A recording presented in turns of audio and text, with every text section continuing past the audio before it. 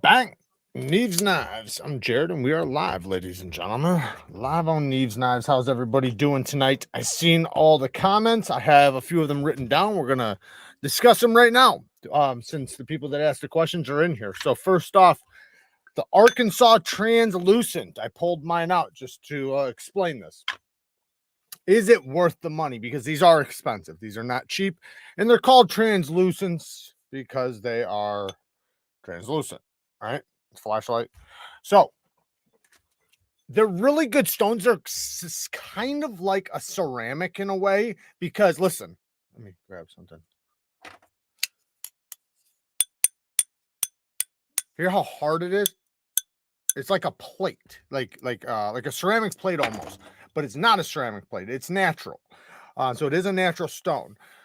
There's different finishes, different kinds, not kinds, sorry, same kinds, but different grits. So kind of like there's a soft Arkansas, hard Arkansas, translucent Arkansas, Arkansas black. They're all like the same stone, just like different layers of it.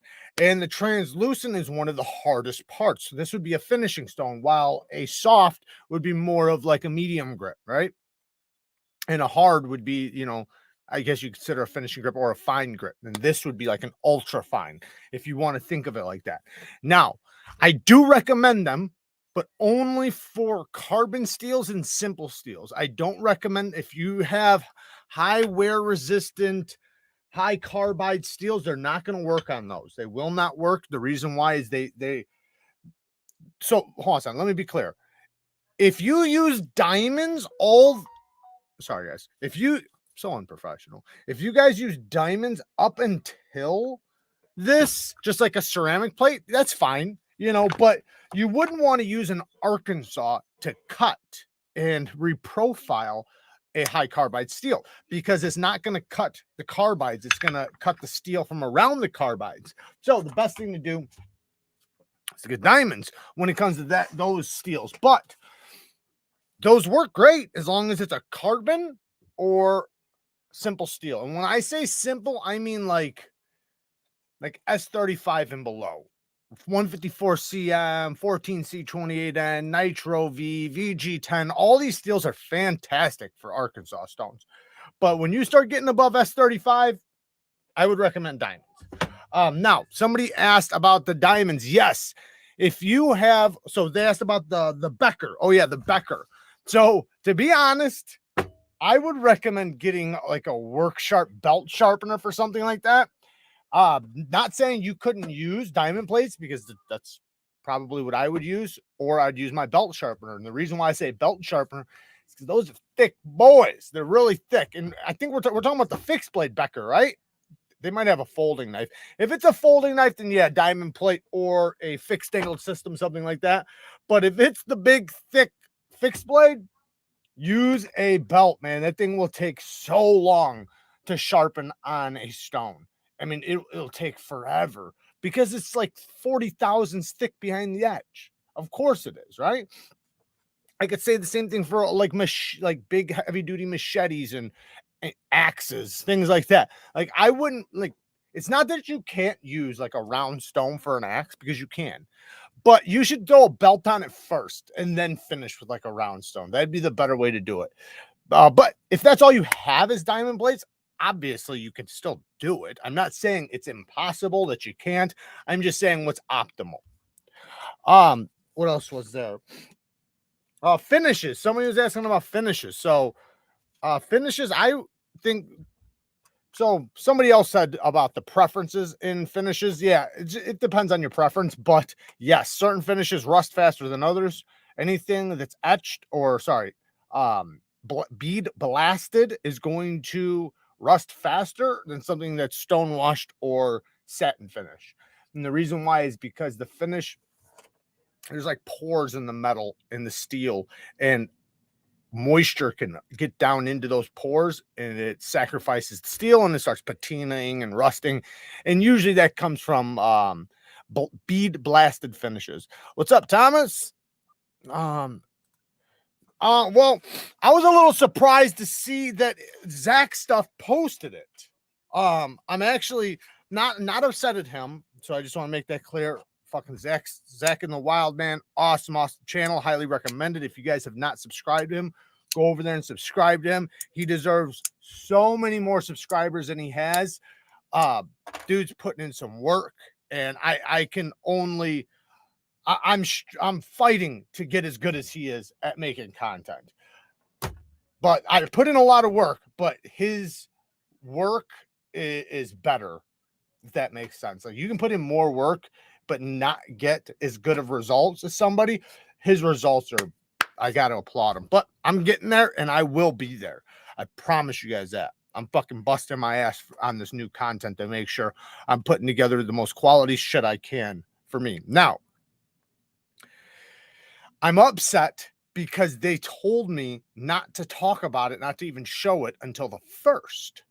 So, you know, it just kind of is like, it kind of put me by surprise, because it's like, you know, why the fuck didn't you tell me the 22nd? I'm not mad, because on the 1st, that's when it's released. So I'll still, you know, at least I'll get it right when it releases. So I guess it's kind of a good thing, but it's nice being the first one if you can get it. So kudos to Zach for being the first one, man. Beat me to the race. Awesome shit.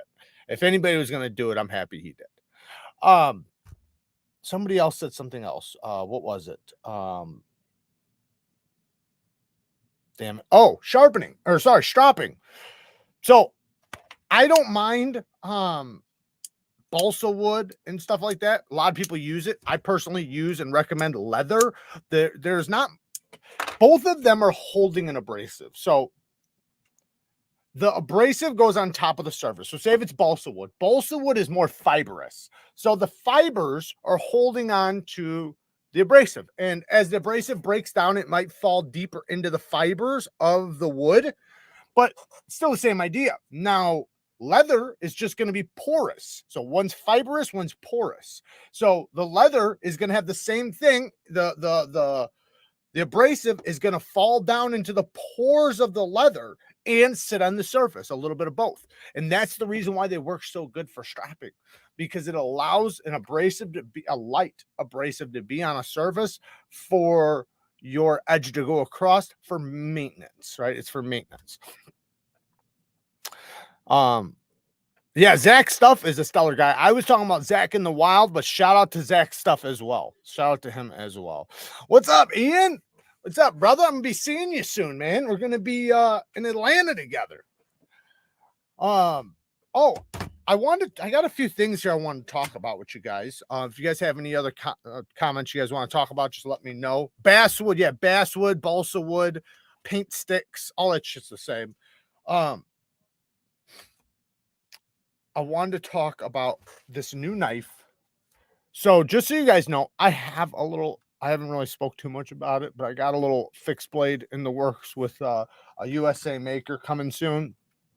Hopefully real soon. I don't know how soon, but there's something that was recently made that is very similar to what I have coming, but it is not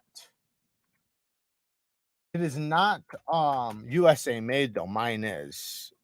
So here, I want to show you guys this one, because I don't ever want to hold things back from you guys. So this is, damn it, pop-ups. This is the new one. So you guys will recognize this from something that I already kind of have. But I have the single-edged version. Now they recently came out with the double-edged version. So this is a double-edged clinch pick 2.0. Now you guys know I've raved about the clinch pick 2.0. This is the same thing that I've already raved about, except for with a double edge, which I think is even better. Because now when you take it out, the one problem with it before, when you take it out, the edge would be facing one direction. So you could only go one direction, right? You couldn't go backwards. With that one, you can go back and forth. Now, the steel on this is 12C27, and it's $147. Yes, that is crazy priced. Not gonna lie, that's an absurd price. 147, that's a $30 knife. Let's just be honest. Let's be clear. It's made overseas. It's not made. If it was made in the USA, I'd say fuck yeah, great price. Probably should be even more than that if it was made in the USA. But it's made overseas. It's 12C27. Come on. It's a $30 fucking knife. You can go and find something very similar to this. Actually, Now I think about it, I mean, what is Tops? Tops has the Cali Cobra. How much is that? That's USA made. The Cali Cobra is $111. $111. Let's show that really quick so we can show something USA made. So the Cali Cobra, because so what it means is that it's California legal. And you see here, $111, and it's a double-edged, similar clinch pick, similar to the clinch pick. It has this little spike down here. And now I forget what the steel is, but I don't think it matters. And I say I don't think it matters because it's a self-defense knife. You're not using this fucker for EDC. I mean, I mean, I'm not saying you couldn't take it out of your, your sheath and pop open a bag or something or a box, but you're not going to be breaking down your cardboard and messing up your edge on this guy. This guy will be nice and sharp no matter what steel it is, as long as it's heat treated, which Tops does a really good job with their heat treat. This, I've never seen these before. I just figured I'd click on it because it was there. That's actually kind of cool, but man, it looks a little, yeah, that's a little too small.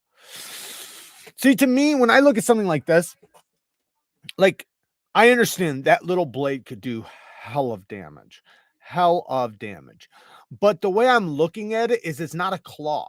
It's not a claw, so it's not going to be like the Caval knife where like it just pulls itself in.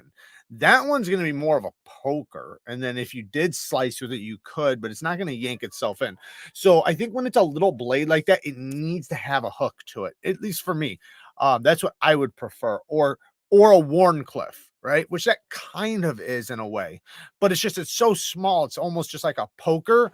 And I my buddy one time got stabbed up. He was a bouncer. He was a bouncer at a bar, and the dude like was obviously getting out of line. He was trying to he was a good dude too. Like he could calm a situation down so good. Like he was really good with his words, right? But he was also a scrappy motherfucker. So he was a fighter. Well, he talked dude like into going outside, take it outside. Let's take it outside, and dude wanted to fight him, right? And dude's like, all right, let's go. So they start fighting, and he doesn't know dude had a blade in his hand. So the whole time he's thinking he's getting punched. Like that's what he told me. He's like, I thought I was getting punched, but he got stabbed like 6 times. But it shows you like that the little tiny blade, what it looked like to me, it looked like a whole bunch of hickeys. That's what it looked like. Like obviously there was a little poke mark, but it was like a bruised circle. When I got stabbed in the leg, it looked basically the exact same, except for my stab was way deeper. My stab was like an inch deep. These ones were like little half-inch pokes or something. I don't know what the dude had, but something pokey. And but it just shows you though, when you got leather, like because he would wear like a leather coat, things like that, or a jacket, sweater, when you got gear on, right? That little blade better be a little bit longer than a half-inch, unless if you're attacking limbs, right? And that's why I say that I think like a hawkbill would be a little bit more suited for that, because you're not using it as an attack, you're using it as a defense. So somebody grabs you, you apply it, right? I don't know. Thoughts in Bradford's fixed blades? I love Bradford's fixed blades. Guardians, yeah, they're awesome, man. Yeah, absolutely. I try to recommend anything USA made, especially, when they're really good, and they do a good job. So, got the Kaiser VK1 titanium S35 frame lock and the Kaiser Land from Hobby Outdoors for 128 shipped. Hell yeah. Ian says, haha, I did, but didn't graduate. Telling me for smart bullshit. I got a smooth brain. It's all right. I got a smooth brain too. I didn't graduate. I went and got my GED, but I did not graduate from high school. The high school I went to, man, it was nearly impossible for me to graduate, even if I tried. What's up with Riet's knives restocking the XOM? So it's not about them restocking it. It's about them stocking it, period. They've never been in stock. That the one I have is the prototype. So you're talking about the Karambit version, right? Well, that is a prototype and it had issues. Be thankful that they're not out yet, because if they were out right now, you'd get the same one I got, which has issues. So give it a few more weeks, couple months, hopefully by Blade Show Blade Show Atlanta. Hopefully they'll be done by then. I'm not sure if they will be or not. I am in contact with the designer, and he's keeping me in the loop. So as soon as they're available, I promise you guys, I will link them. I actually I need to contact him and see what's going on with it. But yeah, the gravity karambit, the gravity knife karambit. Yeah, the Riet EXO karambit gravity knife. Are you talking about are you talking about the locking one? Talking about the locking one or the locking one? Same thing. It's just going to take time to come back in stock. So if that's your question, to be honest, you know what? Let's just talk about this. Everything you guys want, everything you guys want. I don't care if it's an MSI, if it's the new Microtech Stitch, if it's name that thing, whatever it is that you want, unless if it's like a limited thing and it's no longer existent. But if it exists, come to Blade Show Atlanta. You'll be able to get one. Even the Riet EXOs, the Riet Karambits, they'll have the prototypes there for sale. I guarantee it. They have everything always there. They always make stuff for those shows. And the reason why is because they can sell without giving money to a dealer, right? So like say at Blade HQ, they have to give them a percentage, right? With my affiliate links, they have to give me a cut, right? Well, they can bypass all that at a show, so they can just sell them outright and get all the money. So no shipping, like they don't have all the little things that they get to make the whole damn thing. That's awesome for them. So now some of you guys are like, well, I can't go, right? Aries like, I wish I could go. Well, guess what? Somebody's going. Somebody, you're in a fucking community, right? This is a community. Get in contact with some of these guys in the community. Find out what buddy of yours is going, not Neeves Knives, but find out who's going and see if you can't give them some money. I do. That's what I used to do. Just throw my buddies, whoever I knew was going, man. Let me throw you like 200 bones, pick this up or whatever it was. And yeah, that's how you should do it. That's what I would do. I mean, I'm going and I don't mind picking things up for people, you know, but like I can't just leave it open right here on the camera. Fucking 125 people fucking call me. So, but you know, not that I wouldn't. Somebody said after I got back, like, oh man, I wish I would know and I would have had you get me the MSI. Well, I was in line and I bought 4 of them. So I fucking would have got it for you, you know. I'll be going to Blade Show. I may be able to snag a few knives for folks. There you go. Right there. Seems logical.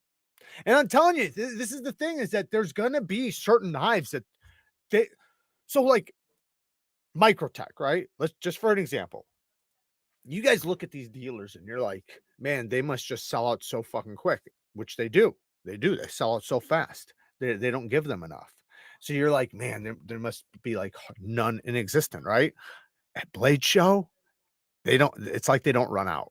They got so fucking many. But this way, when I went to Blade Show, I was able to get 2 MSIs and 2 stitches, right? And other people were buying 4 or 5 at a time. So think about that. How many fucking people? Just like Hinder, everybody's like, man, Hinder is so hard to get. Go to Blade Show. They'll have unlimited whatever you fucking want. Like you can just sit there and buy them. Like and there's so many of them. And then guess what?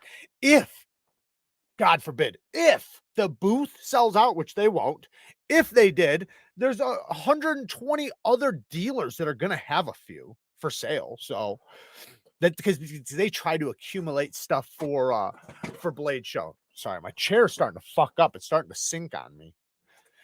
My goal at Atlanta is a magnet cut. I don't know what that is. Large Sabenza 31, I'm guessing. The Magna Cuts large Sabenza 31. I'm gonna guess that's what you mean. I want to get one of those too. I really want to get a hold of Tim Reeve and see if he'll just donate one to the channel to test. So just so you guys know, the test on the MSI, I am doing that very soon. I got the stuff for it. I got all the stuff. I'm gonna do the test a little bit differently. We're gonna do a Cedric Grenada test. We're gonna use some twisted sisal rope because cardboard is a son of a bitch to cut. There's so much hassle to the cardboard. I'm not saying that there's not a hassle to the rope because there is. It's a fucking mess. But cardboard, man, I don't know. I just feel like maybe I'll have second thoughts after I'm done with the test. And be like, I want cardboard back. But I bought a whole bunch of twisted sisal rope, so I can do 2 tests. So I can test I can test M390 and then their new version of M390, see how it does. Now I have a Microtech in 204p or M3. Is it 204p or M390? It's 204p, which is basically M390. So I could technically use their own stuff against their own stuff. Yeah, you're speaking in CRK knees. Yeah, exactly. Which I got it. Hey, I picked it up. You know, I'm bilingual. Imagine how much that money is in that truck that delivers the blade shell. It's like a gold mine. It really is. Can you imagine how much they leave with? I mean, even like just cash. How many people are walking around with just stacks of cash, right? And I don't. I'm not trying to give you guys any ideas here, okay? But the guys behind the counter that are collecting it, you can only imagine, like, you know, how much they're getting. And then there's still the cards and everything else. And by the way, anybody going to show cash, you'll get a better price. Just letting you know. If you use a card, you'll have to pay a little bit more money. Hoping to get an MSI and a Rosie. Ooh, so if you're wanting a Rosie, there's a handful of things. Let me just be honest. There's a handful of things that you can get, but you're going to have to do two things. You're going to have to show up first, show up early, and stand in line. So whether you show up first or you show up early, you're going to be standing in line. It's the way it is. So plan on an hour, 2 hour line. If you're first, like if you're not first, right? So say you come later on, there's a good chance they could be sold out for that day, but they'll have more the next day. So certain companies, they bring so many to sell that day. Then the next day they'll bring back more. So it's not that they're sold out. They just won't sell any more that day. And then they'll make sure they sell out before the last day.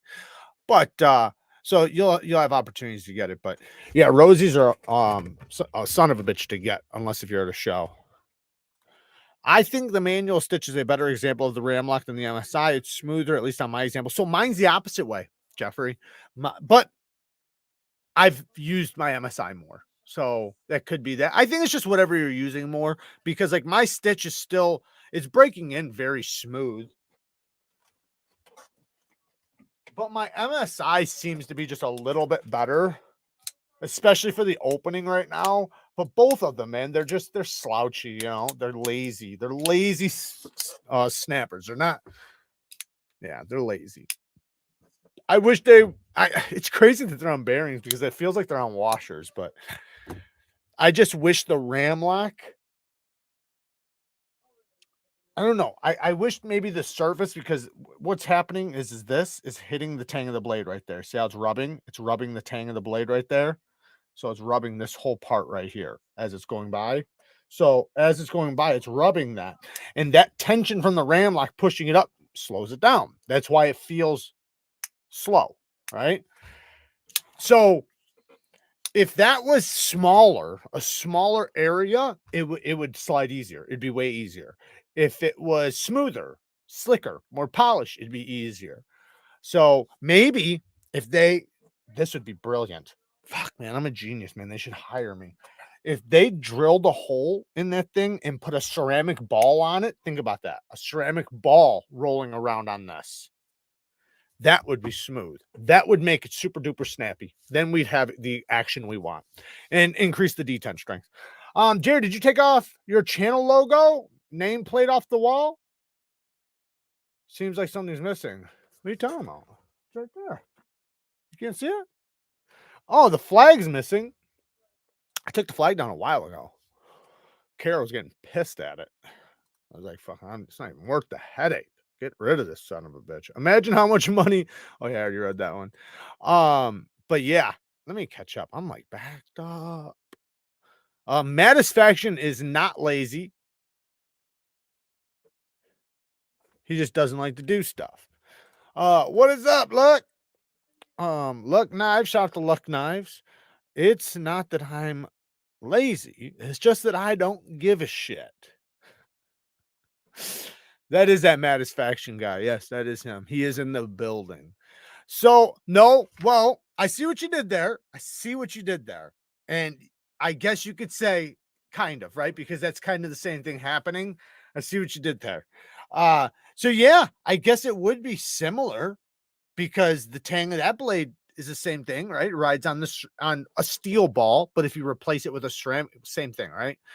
So yeah, essentially. But I'm not. So let me be clear. I'm not saying replace this with a ceramic ball. I'm saying drill a hole in the face of it and put a detent ball. That's what I'm saying. I'm saying a small little detent ball in it so that the detent ball is riding on the tang instead of this big old thick piece of fucking metal, because it's so much area pushing against so much area, right? Like you want a small area rubbing on a small area, not a big area rubbing on a big area. So that's my thought. Is going to get a cease and desist order from Microtech for saying no. To be honest, I might be getting one tomorrow. I have a video going up, guys. Pretty controversial. Let me just say that it's pretty controversial. So I plan on getting, just because I already know the reputation, and it has nothing to do with the makers you guys are thinking. So just forget about that. It's you guys will see it tomorrow. So watch the video. Try to get as many views as I can get before it gets taken down by YouTube. I'm gonna try to get it up. I did my due diligence to make sure this fucker will stay up, though. Like I'm going up and beyond to make sure that it's not what's it called when you what the hell is it called when you're like what they sue you for? Defamatory or whatever, defamation. So that's what I'm hoping I don't get, is defamation. And I'm doing everything possible. I only like people who are dangerous these days. That's not a bad thing. I think everybody should be dangerous to some extent. I mean, yes, definite defamation, yes. So I'm hoping they don't get me for that, but like I said, I'm doing everything possible to stop that. Like putting in every disclaimer, repeating it out of my mouth 1,000 times. I do not want them being able to do this because I know they've hit so many other people recently with the information I'm going to talk about. So we'll see how it goes. Hopefully you guys will watch. I carry 2 knives. I am dangerous. He's not dangerous just once, but twice. Defecation. Yeah, defecation on someone may get you in trouble. It's true. Pick me up a Spyderco smock for a good price from Blade Show, a better price than $192, which is what I can get it for from White Mountain Knives with a discount. It's probably the best you're going to get it. You might be able to get it a little bit cheaper at the show, especially if you get it from a dealer or something. But if you get it from Spyderco, it's going to be the same price. Not a Dane. Wait. Not at dangerous as someone who carries 3. Oh shit, Ian. He just fucked you up, Ian. Kara is playing her damn game. She's been all gamed up, so she's gaming up. I like the controversial videos. Great. Well, it's not that I even want. So, man, you guys just have to wait to watch it. I don't want to give up too much, but there's a couple in there. Like there's one in particular that I've never truly publicly talked about or said who or anything like that. I spoke about it a little bit in lives, but I go all in and explain everything that happened and all the details and everything of a situation. And the video is going to be it's going to be a little controversial, but it's basically just companies you should watch out for, basically. But no, I didn't throw anything about Liang Ma in there. I wouldn't do that. But I do want to show you guys something. So let me stop the screen, see if I can find it. Where is it? Oh, did I take it down? I did. Damn it. I don't remember where it is now. So I got this this glow tube. So I was checking out these little glow fobs. Are they on? I think they're on Blade Ops. Let me just double check. I think it's on Blade Ops. By the way, we do have an affiliate link with Blade Ops now, and we have an affiliate with, drum roll please, Smokey. Is it Smokey? Yes, Smoky Mountain Knife Works. So we have an affiliate with Smoky Mountain Knife Works, which is awesome. I'm very happy to say that. Sorry, guys, I'm just looking for something. I thought maybe I'm wrong. Anyways, so I was trying to show you guys something. I seen something it's like these little keychain ones. There's a bunch of places selling them. They look pretty cool, but this is something different. I haven't even opened it yet. It's supposed to be red, and you can like put it on things. So like, say if you're gonna go underwater or camping or something like that. Let's pop this bitch out. So it looks like a little CO2 air cartridge in there, but I guess you just drop this bitch in there. Go this way. Let's see how it works. And then you can just take out the battery when you want to put it away. Or do you have to do something? What do you got to do? You got to hit it or something? Do you got to hit it? I'm sitting here hitting it. I know, stupid. Maybe I got the battery wrong way or something. No, the battery's the right way. But I'm going to double check just in case. Yep, it was the wrong way. What an idiot. So this one's a red one, but they do come in 4 different colors. It's kind of cool, right? You can use it for your bikes, I don't know. Use it for whatever. You put it on your dog. By the way, the story tonight, we're going to talk a little bit about dogs for story time. Anyways, I think it's kind of cool. It comes with a little lanyard thing, so let me put this all away though, because I'm not going to be using it at least for a while. So I don't know what I would use it for, but one of these days I will use it. Put this other way. All right, pretty cool. I also have another thing I want to show you guys. Now this one I do have. Set this over here for right now.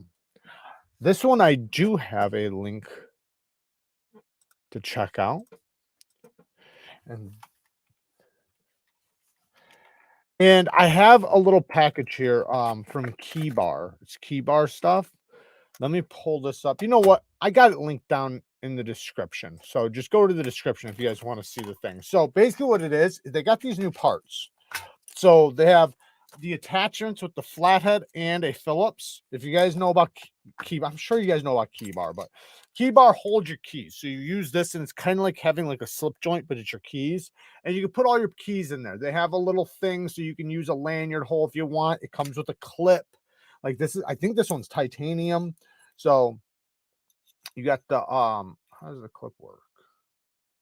Anyways, it's got a clip and comes with all the hardware and everything, directions, all the shit in here. So it makes it to where you can carry your keys. Yeah, it's titanium. So you can carry your keys, you know, nicely in your pocket and all of them together. Now they have another thing here. So you can add attachments and stuff, I guess. This one's got all the same stuff in it. It's just another container full, but I got them linked down in the description, Key Bar, if you want to check them out. One thing I've really liked is these little magnets. Check this out. These things are super strong, and you hook them to your keychain for any type of keys you're going to take off and you want to just be able to put right back. Yes, it's a magnet, so you know if it's on your hip it will magnet to things, but pretty damn cool.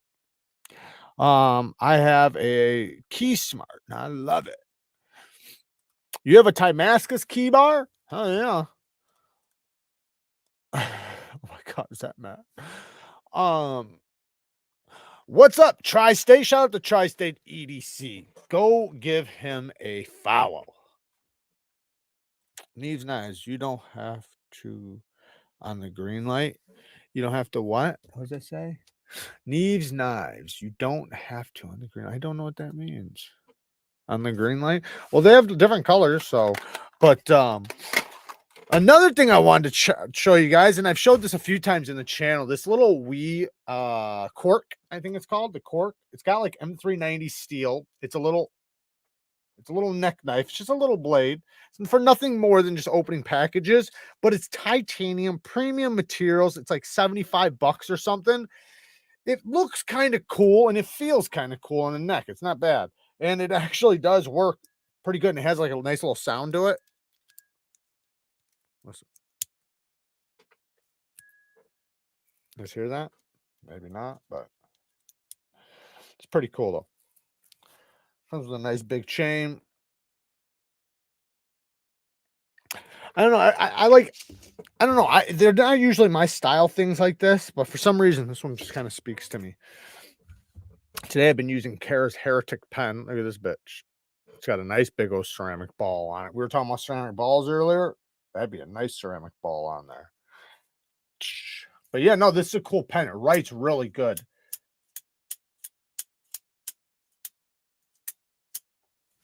I've been using it for writing my notes because I got a lot of notes I've been writing. Jared, does Kara think you're getting hotter as you're going? Oh yeah. Like the other girls at the salon do. You should ask. How do you know about the girls at the salon? But yeah, of course, of course. I mean, that's my goal always, is to always look better tomorrow than I did yesterday. Shit. At least as long as I can. Right now I'm trying to, it's difficult to do, but I'm trying to trim down without sacrificing muscle. And I'm actually trying to gain muscle while I'm trimming down, which is like nearly impossible to do. Literally nearly impossible. But I'm doing my best where I'm losing like bad fat and gaining muscle. At least I'm doing my best. But I thought Neeves was okay until he started going gray. Now I'm all in. I'd transition for Neeves at this point. There you go. That's what I'm talking about. You know, I was thinking about shaving it, but not, I'm thinking about leaving it now. Man, my chair is fucked up. Oh, I hate this piece of shit. No, my I shaved it actually. You guys see that? I trimmed her down. I was getting a little raspy. My problem, man, is it'll start hooking over my lips. I gotta trim it. And it drives me nuts. I don't know how my dad did it. I don't know how fucking Cole does it. Cole just twisting all day. I can't do it, man. One of these days I'll be man enough to do it, but just at the moment I'm not. And I try though. I try. My dad he had a mustache. My dad was a mustache motherfucker. And so I think about him and I think about him like, how did he do this? You know, like drinking milk and shit, mustache on your mustache and But hey, if you have to ask, you're not ready for this. Exactly. I know. Hey, I admit that. I admit that. I'm ready for the trim down stash. That's what I'm ready for. I don't mind the trim down stash. And I kind of personally, to be honest, I do like a nice cut. Like right now, I got my hair's wicked. But once I get a nice haircut, by my face will be ready. I'll get it nice and trimmed down. You guys can see I line it up really good. I get a nice fresh line and stuff. I'll probably drop it down just a little bit more, fade it up from here up. That's what I like to do. I like to fade it from the beard up. After this is a little bit longer, I just trimmed it today, so it's a little short, but make it look good. At least as good as possible. I have a long beard and stash. I'm eating it all the time. I bet hair burgers, and not the good kind. To be fair, it gets too long and I start chewing on it. That's when I know it's time for a trim. I have to tightrope walk a fine line with this beast. I bet that. I don't doubt that not one bit. Because even with me, with mine being trimmed constantly, once it gets to the point where it's hooking around my lips, and when I lick my lips, I'm licking hair. I start getting itchy, start rubbing my face like crazy, start breaking out. I can't do beard or stash. I'm clean shaven kind of guy. I was always kind of, no, I can't say always. So when I was younger, I wore a beard. But then I went to straight clean shaven because I was just like, I look younger, I look better. Not that I'm trying to look young or anything, but I look good. But I'm rocking the I always loved the like the 5 o'clock shadow. Like that was kind of my style. But I'm kind of liking like the 10-day shadow. I did hear that studies show, and I always pull out studies on you guys, I know, and I'm always pulling out studies on like women and shit, I know. Sue me. Um, Studies show that women prefer out of everything, right? Obviously, there's going to be some that like this more than this, obviously, but in average, women prefer a 9-day shadow over everything. So, like when they tested, like different cuts, different lengths, and everything, 9 days is what got hit the most on the most attractive. On I think the same face too, like the same faces, but I'm not sure about that. Um, so I tried to do that. Sometimes I get a couple days shadow. I look straight up homeless.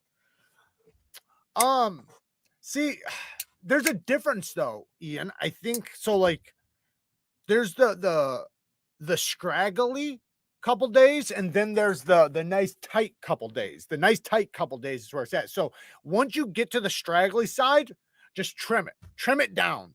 And what you can do is you can keep trimming it down while it's filling in, right? And then once it gets to a certain point, you can start letting it grow out a little bit, and then just keep it trimmed down after that, if you wanted to. If not, fucking go clean shaven. You look good with it, so who gives a fuck? Man, I look like a 13-year-old boy when I shave it all off. I'm asking to be on an episode of To Catch a Predator as the child who lures.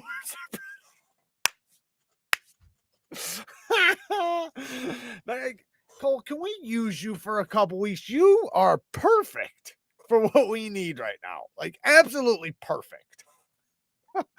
My face shape is so I like a 3 to 5 week beard to hide it. There you go.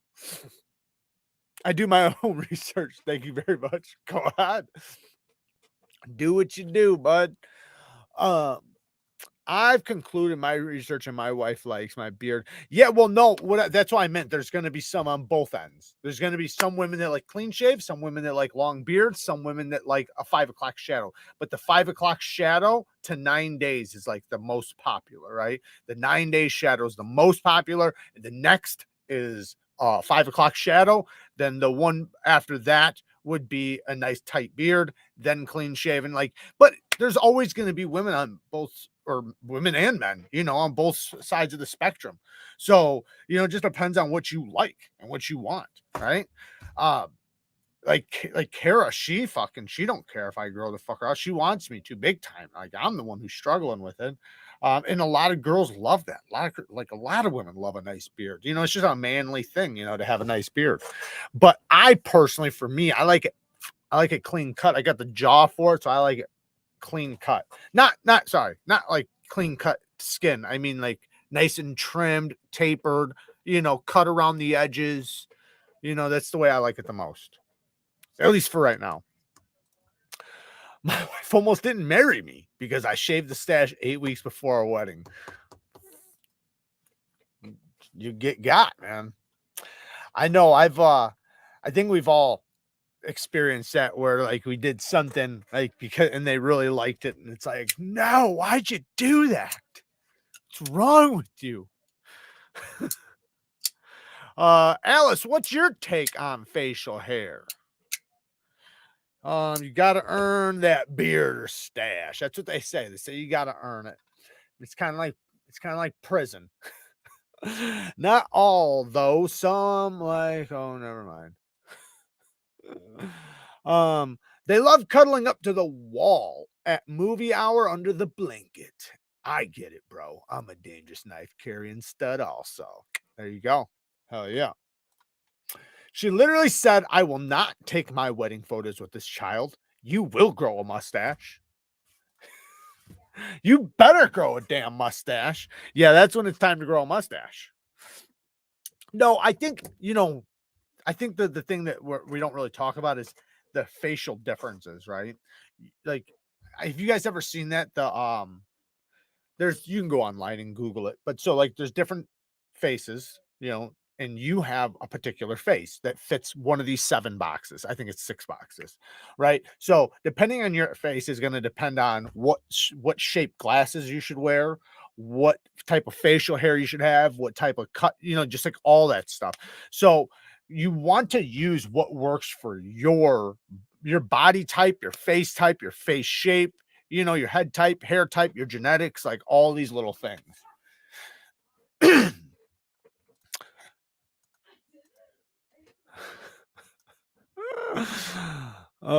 She'll regret it when you guys turn 70. Well, no, I think at that time, that's when she'll start telling them to shave it.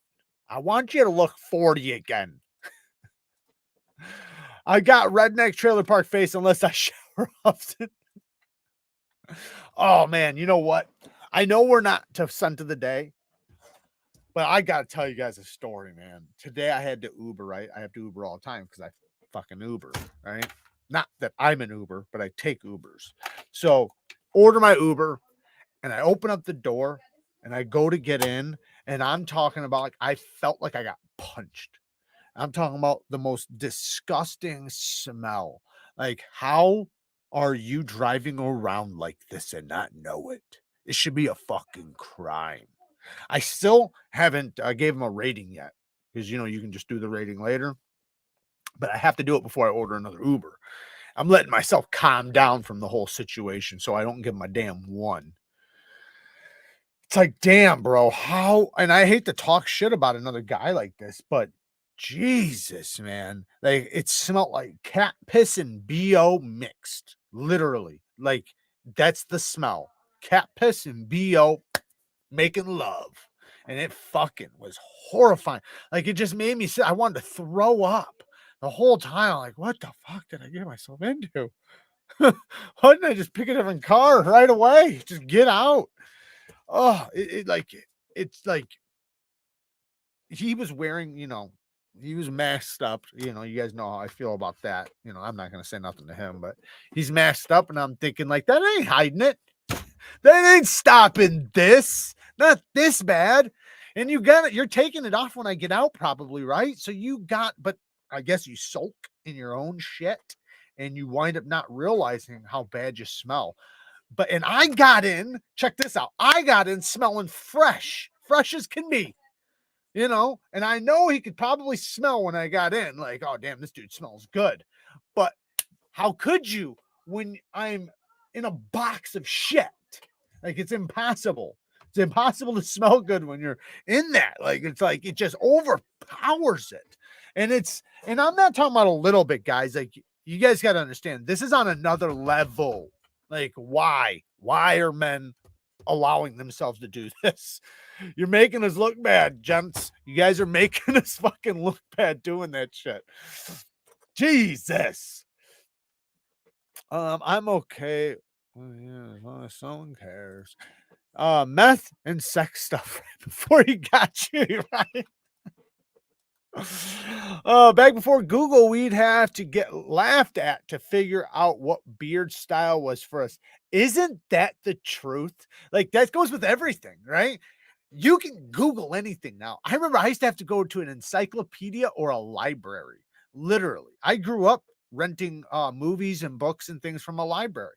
And you had the encyclopedias, and that was a good way to learn things. But like with beard, like there was nothing for that.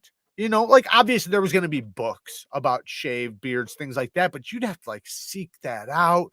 You learned it from your family, the men around you, your fathers, the uncles. That's who you learned it from. But now that's why it's so, and I'm not gonna say it's easy, but it's so much easier.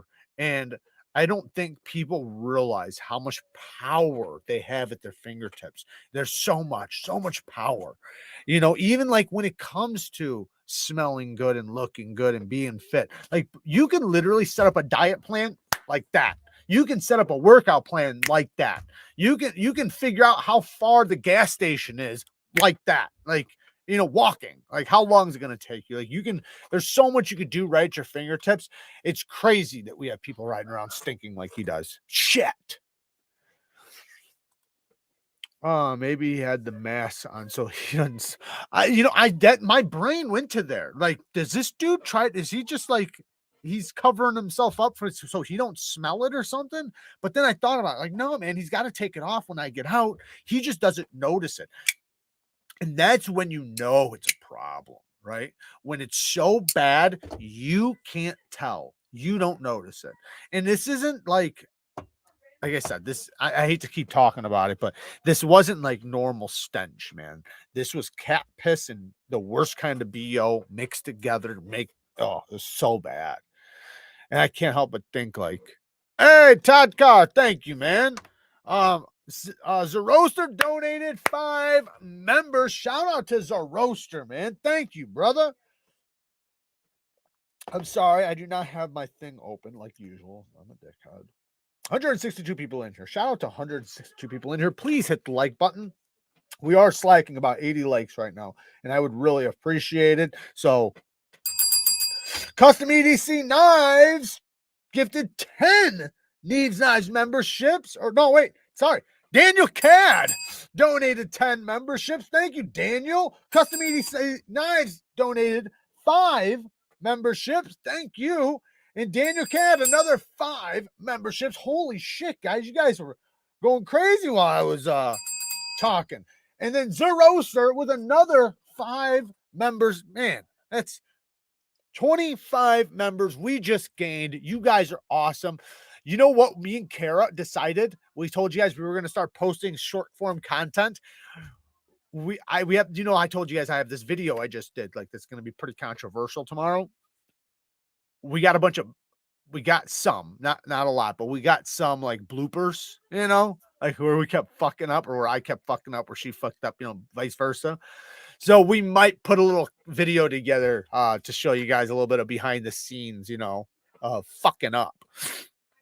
To me, this shit's hilarious. I know to some people it's not like they don't care, but I think some people get it, like you guys wouldn't believe how many times like I'll start a sentence and my mouth like just goes to shit and like blah, blah, blah, comes out and I get mad. So then I cuss at the camera like it did something wrong, right?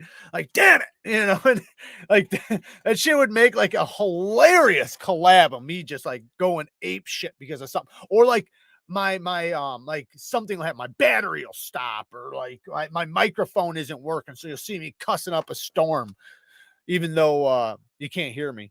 Sheesh, people just slapping memberships around tonight. I know, man. I love it and I appreciate it, man. It's huge.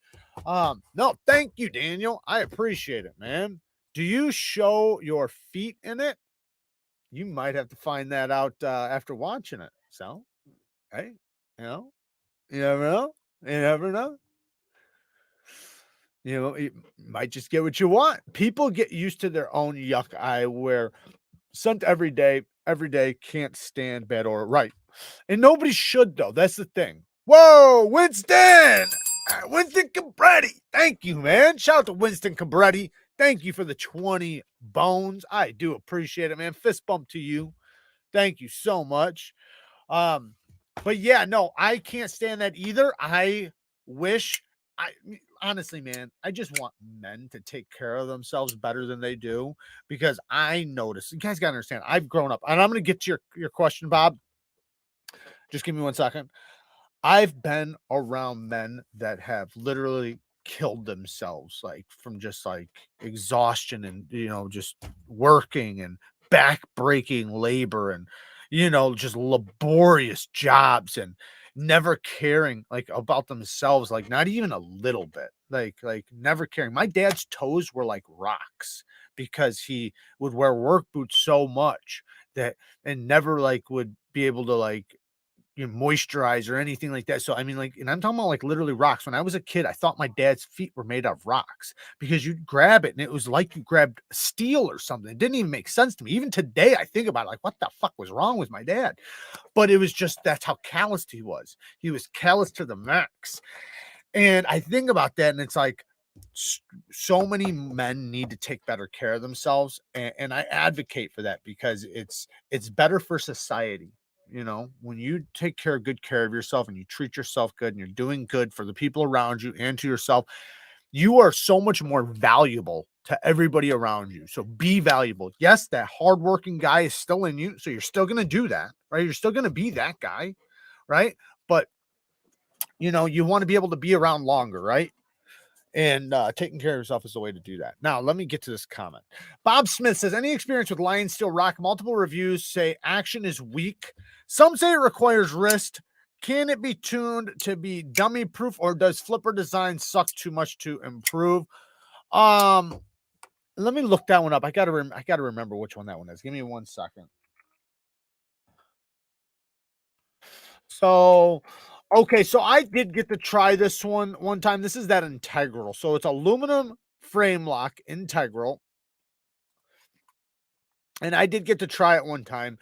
And the one I tried though, I don't remember the detent being that bad, but I'm sure it's not like the best. So you do have to snap it. I don't think you have to use wrist though. The one I used did not require wrist.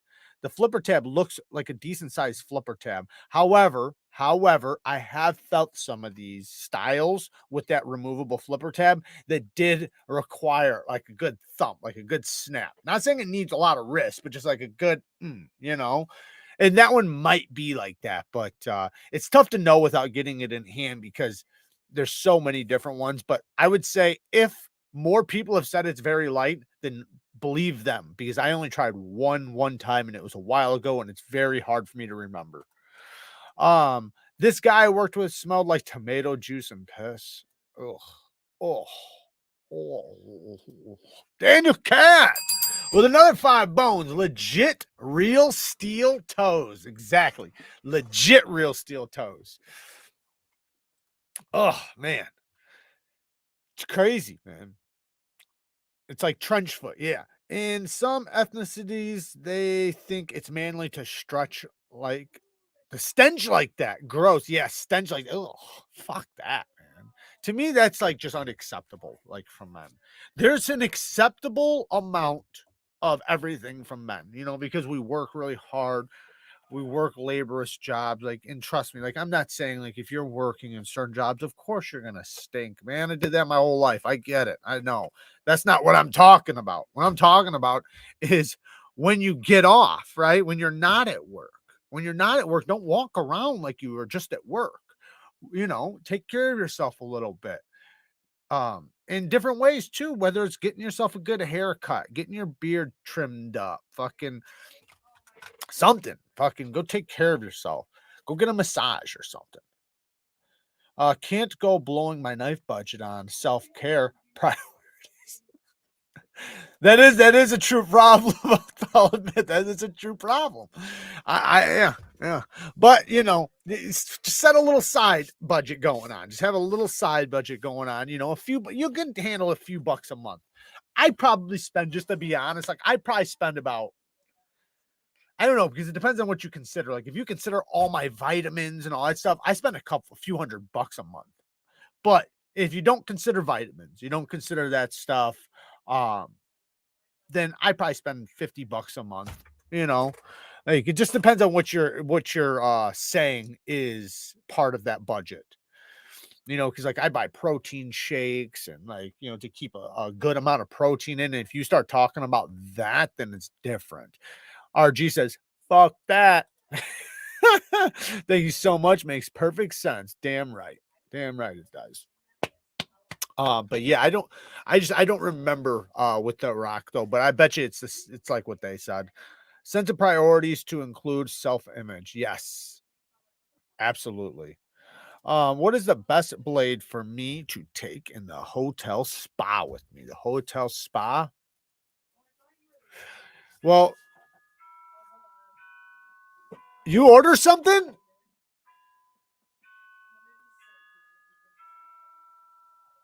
Sorry guys, hang on a second. Anyways, hotel spa knife. Man, that's tough, man. Are you just wearing a towel? You wearing trunks? If you're wearing trunks, you can just clip just about anything to your your hip. But I'd say a Hogue Deca with original goat scales. That's what I'd say. I just finished editing 113 photos and my computer died. I didn't save any of my work. Oh, dude, I feel so bad for you. I had something very similar happen recently. Oh, a few similar things happen. I did one the other day, Cole. I recorded, and I'm talking about, dude, this was a motherfucker. I recorded an entire video, right? And I did it perfect. Like it was so I couldn't do it better. My microphone wasn't on the whole time. And it's like, I got to redo the whole fucking thing now. And it took me so long to make all the clips and everything. It was like, well, scrap them. Let's restart. Fire the camera back up. But that's a part of the game. That's a part of the game. Now, man, losing a bunch of pictures that you edited. That's a motherfucker. My thumbnail game's about to be on fleek, though. I'll tell you that much. Kara's been helping me out with that. I've been doodling, drawing up the thumbnails. And I tell you guys my secret. Ray talked about it in his live. But you guys wouldn't do it, so it doesn't matter. If you guys want the sauce, just let me know and I'll give it to you. But a lot of you guys don't matter. Or not matter, sorry. Don't care. First, he was my knife guy. Now he's my life coach. There you go. Everybody should have one of those. Everybody. At least to some extent, you know. If I'm late for live stream tomorrow, just assume I've offed myself. Just assume everything went wrong and I just ended it. Hey, are we doing a live together, Cole? Let me know what date that is so I can put it on the calendar. Dude, I just did that yesterday, the perfect unboxing. Then I look over and my mic wasn't running. It sucks, dude. It sucks so bad. And I'm using a new mic too now, so I'm not used to it. My other mic was always running. Like when it's plugged in, it's running. This new one, if it's plugged in and the thing's on, it's supposed to be on, but you have to make sure it's on though. You know, this one can be turned off. So it's different. And it sucks, man. When is Zachariah doing his Meet the Moderator episode? I don't know. That's on him. Whenever he wants to. Whenever he wants to. Check it. Thanks to whoever gave me a membership. I missed it. Making hot sauce. Well, shout out to you and welcome back. Yeah, we've got a bunch of them given away today, and that's awesome because we're low on some members right now. But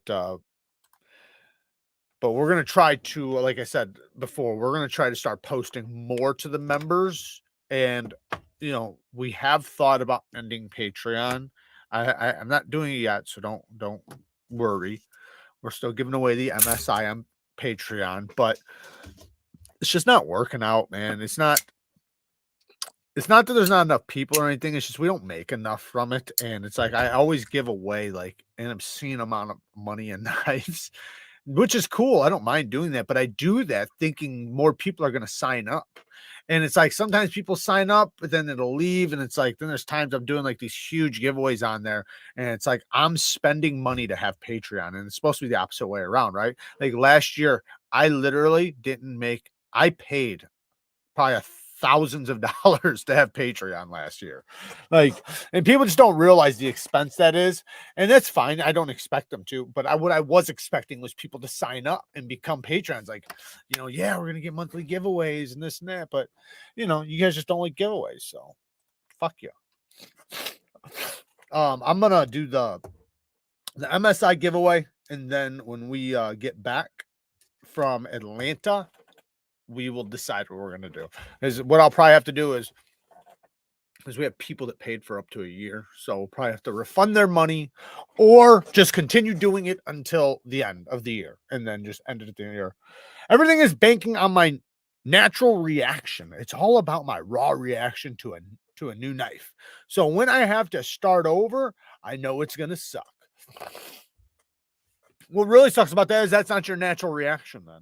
That's why I stopped doing that. I used to do that. That used to be my thing too, where I was wanting a 100% authentic first impressions, and I did it for a long time. But the problem with it is when things go wrong, right? Now you don't get that. And the next problem was I would have wrong information because sometimes I wouldn't know what was in the box. Sometimes I know what's in the box, but I don't know that much about it, right? And you say the wrong things, you say the wrong information, you don't know what the dates are, you don't know this, you don't know that. So now it's better for me to just open it up, do a little bit of research, and then maybe go into the video, right? Even if it's only been an hour, right? This thing's pretty badass. I actually like this thing pretty cool. It's the little folder. I think it's called, what is it called? The TYPHOEUS. I got it linked down in the description. So you go wham like that, and you can poke people. It's a punch dagger. It's pretty dope. I actually like it. It's it feels very tough because once you clamp your palm down on this part, it feels like a fixed blade. Like I don't feel any movement right now. Like I can, move it as much as I want to, and it's not budging at all because it takes very little pressure to hold this in. But once you release the pressure, now it's smooth. So it's pretty cool. Just got the VOSTEED Gators 3 days ago, Jared, and I love it. The cleaver version is coming out on VOSTEED the 25th. There's a cleaver version. I thought basically the cleaver must be more cleaverish, I'm guessing, than the sheep's foot. I didn't even know there was a cleaver version. How do I not know these things? Hot sauce is amazing. We average 1 bottle every 8 to 10 days. That's some hot sauce action. My channel would collapse without future me.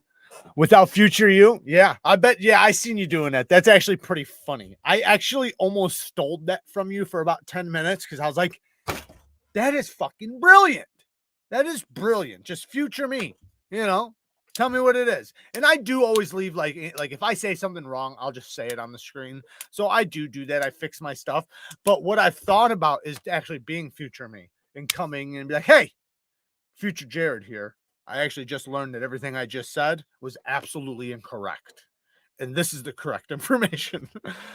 But no, I'm going about everything differently now. Literally everything on the channel I am doing differently. And like I said, I know you guys don't care because not all of you have channels in here. But like I said, if anybody wants to know what it is, just contact me or just say it now. I don't give a shit. I'll tell you. I say future me to remind myself when I'm editing to fix my nonsense. Yep. I know you do. Trust me. I know what you do. Because you'll be like, I don't know the way to this. Future me, what's the way to this? I'm really excited for the Wii Riff Raff because Matthew Christensen considered picking up the Wii Magnetron. Also, love that milling. Spent too much damn money on knives lately.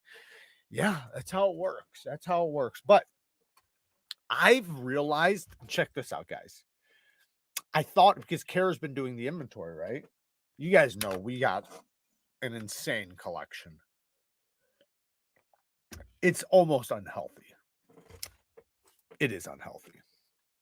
However, I thought about how much money and knives we have. Aside from the knives we give away, right? We give away a lot of shit that doesn't matter.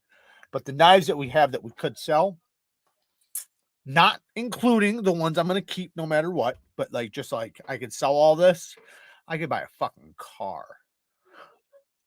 So it's a nice investment. When you know people, and you can sell things and, get decent money for it, right? Even though you're going to probably give them a deal. Take care, Papa Jared. I always care. Thank you, Tri-State. I appreciate that. You know what's funny about that is the scent of the day is PEPE Jeans London. It's a good fucking scent. Kara picked it out actually because I had her smell a bunch of fragrances and said, which one do you like the best for today? And she picked this one. It's a summer fragrance, citrus, fresh. Really, really good. Really, really good. It's it has a little tiny hint of sweetness, but it's mostly green and mostly fresh and citrusy. Really good summer fragrance. Holy shit, totally forgot. Papa Jared would be proud. I freehand sharpened today. What? No, you fucking didn't. You're lying. Where'd it go? I freehand sharpened today for the first time in 16 months. Nailed it? You still got it? You are full of shit right now, but that's okay. I'll go with it. I'll go with it. Let's say you have it sharpened in 16 months and you kicked ass. Good for you, man. Good for you. That's awesome. What'd you sharpen on? Was it a diamond plate? Did you sharpen on a diamond plate? Yeah, when you know how to sharpen, it is like riding a bike. So if I didn't sharpen for 16 months, I'd have zero issues sharpening. But it is good, though. You better have that muscle memory before you stop sharpening. I do notice, though, or I did notice, sorry, when I was learning, there was times where like I felt like I wasn't getting anywhere and I just needed a little break because I'd be sharpening every day. And then it would get to the point where it's like, man, I'm not getting better.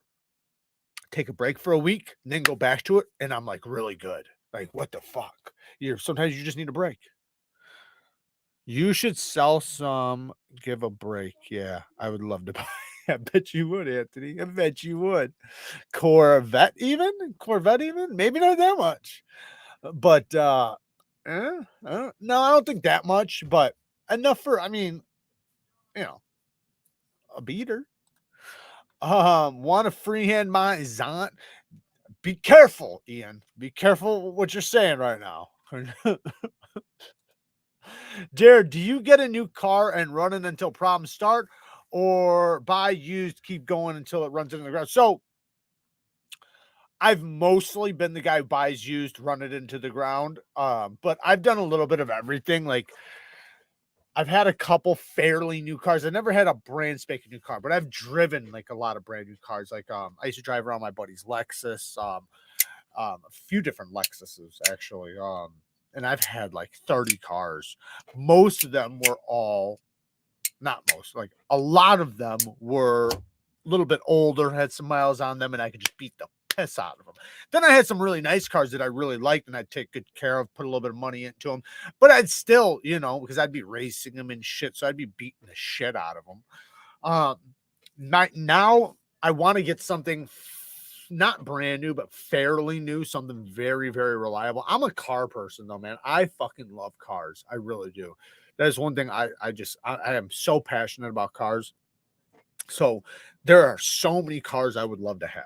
So many cars.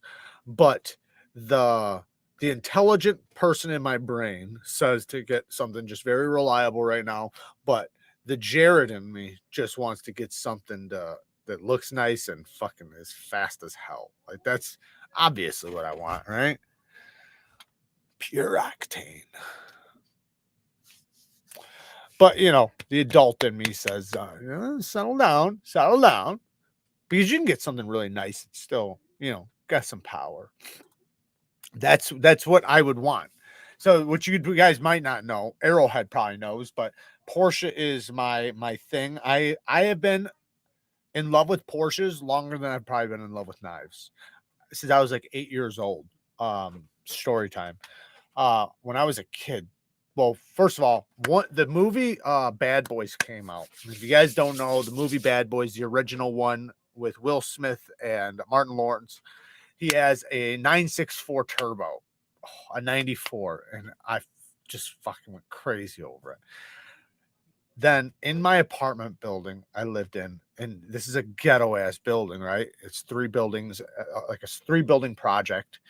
For some reason, he knew somebody there and who'd come every day in this Porsche, and it looked just like that 964. I think it was just a 911 turbo, but it looked so similar. Like, and he had 2 or 3 Porsches. And I'd beg him every day, like, man, give me a ride, because I'd be thinking about the movie and also just fucking I don't remember which one was first, if it was the movie first or that first. But anyway, so I kept begging him. And I used to have like all these brochures and these magazines and stuff. Because back then, you didn't have Google. So, all I had was magazines. And I'd go and drool over car magazines and shit. And I'd always check out the new Porsche of the year. And I'd go crazy over it. Well, finally, I talked this guy into, I was like, come on, man, give me a ride. And he's like, your mom would not want that. And I said, my mom would be mad if you didn't. That's what I said. He's like, all right, get in. So I get in, and he's driving like an old lady at first, right? And I'm just waiting, I'm wanting to feel the fucking power, right? I'm wanting to feel the power. And he's just pussyfooting it, you know. And I'm like, come on, man. He's like, no. Your mom would not like that for sure. And I was like, yes, she would. Trust me. Yes, she would. And the light, we had a light turn yellow. And as soon as it turned to yellow, he punched it. Just bang, bang, bang. And I fucking flew back in my seat. And I remember ever since then, like even before then, but especially after that, like it was like just I'm in love. And I've always been fascinated and just absolutely in love with Porsches. Porsches is my damn thing. I don't care. I don't give two fucks about a Lamborghini, a Bugatti, or anything. All I care about is a damn Porsche. That's what I want. I just bought a $7,000 transmission for my 800 horsepower plus truck. Damn, King of Knives. Hell yeah. Sounds like a dope transmission. The most I think I've ever spent on a transmission was like $2,600. So it's pretty good. Toyotas are my favorites. They do last and with little to no issues. Yeah, there's a lot of cars like that. And I do think that is like the best for people to get, right? Obviously, especially if you're like in a place like in a city or something, you want something super reliable, low gas, like where the gas doesn't cost you that much, good on miles, you know, or good on gas, like all those little details, because it just costs you. Like I used to drive around, like I had so many trucks. I've had diesel trucks, I've had buses, I remember I had this, what the hell is it called? I've had Silverados, I've had all different kinds of stuff, but I had this one that got like 11 miles to the gallon or some shit, or like 8 miles to the gallon. It was crazy. It had a 350 crate motor in it. And the fucking thing, man, would just hog fuel. Like my El Camino, same thing. Fucking just hogging fuel. My Focus ST is pretty fast, but I drive like a grandpa. That's why it's fast to you, right? I'm watching Top Gear right now. I'm just saying. I bet you are. I gotta be careful watching Top Gear because, you know, I've been having to chill out for the past couple years. So watching Top Gear get me fucked up. Logging off. Got to do my family night. All right, brother. Thank you for joining, man. I do appreciate it. What time is it? 8:47. Yeah, man. I love Top Gear and all that shit, man. But I can't watch it because it's almost like not being able to. It's like seeing food but not being able to eat. That's the way I feel. Like I want it so bad, and I know sometimes that's better because if you want it bad enough, you'll get it, right? Like that's the way it is. And I do believe that. And trust me, I do want it bad enough. So maybe I should start watching this shit. I'm stepping up my game. I'm fucking getting me a Porsche. You guys know I made Kara sign. Check this out. This is how much I love Porsches. This is how much I love Porsches.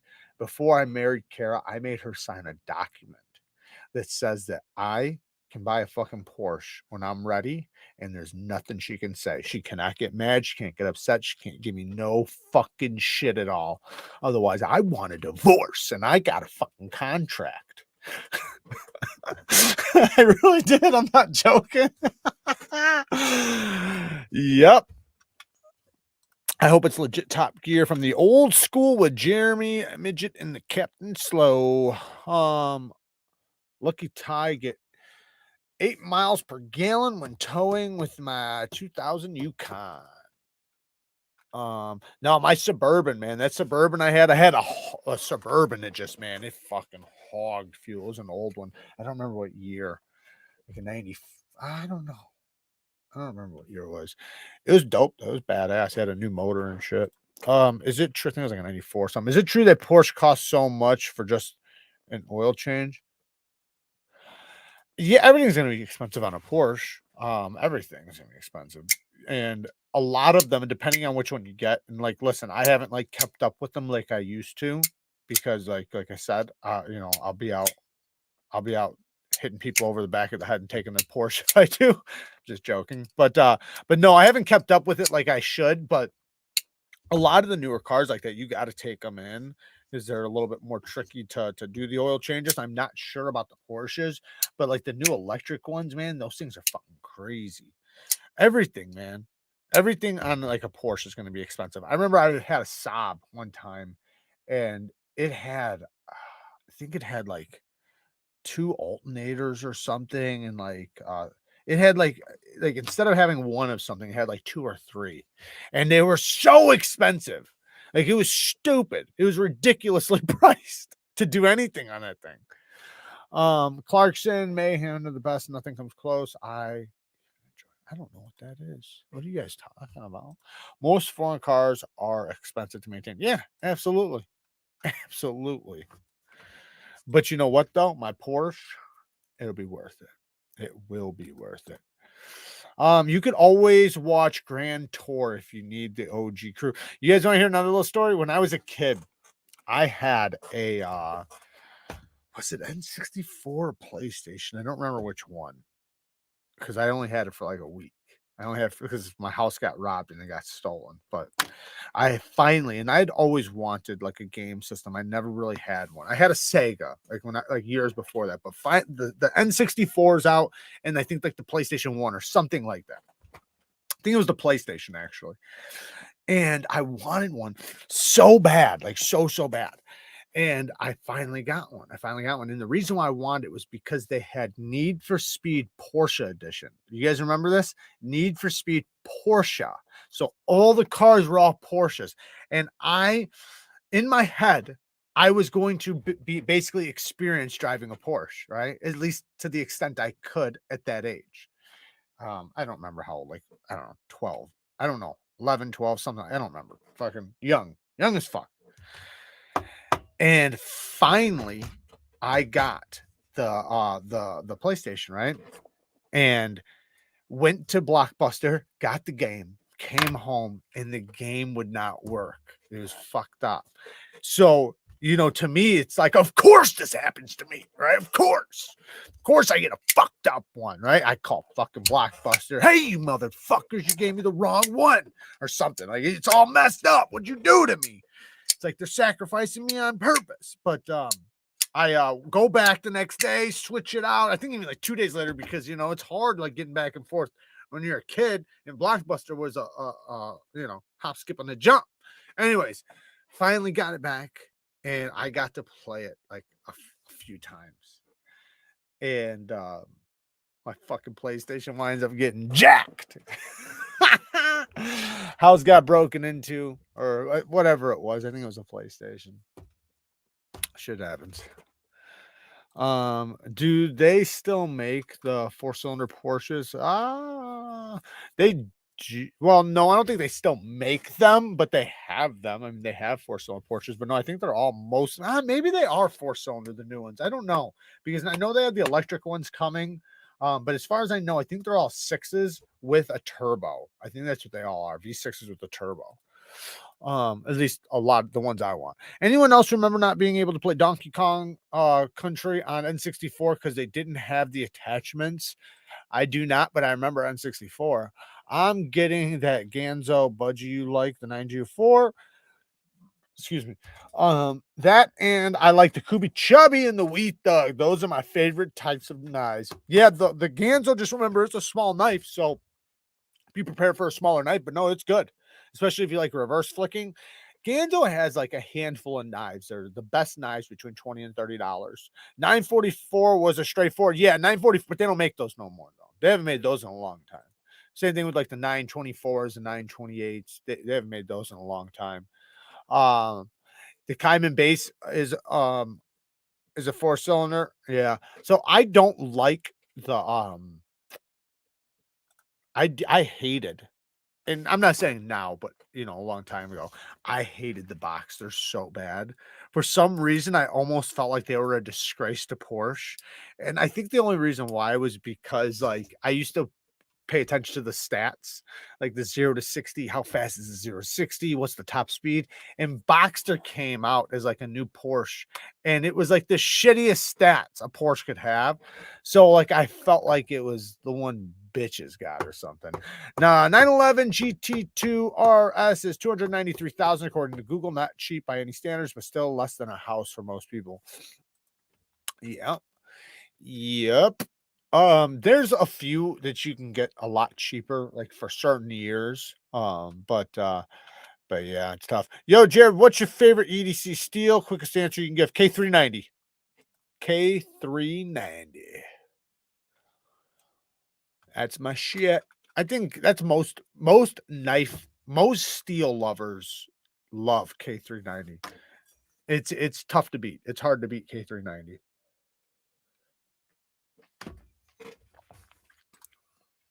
That new 718 Boxster Spidey rips. Looks cool, and I'm not crazy about convertibles with my skin and the sun aging. This money maker that's not on. Yeah, the 718 is nuts. That thing's nuts. They have, what's this the other one? Is it the 9FF or something? Something like that? Is that what it is? I could be wrong. What was it?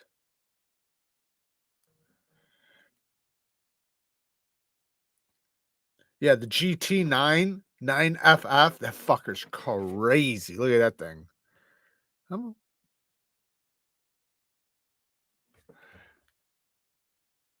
Thing looks nuts. Anyways, yeah, I take any one of them at this point.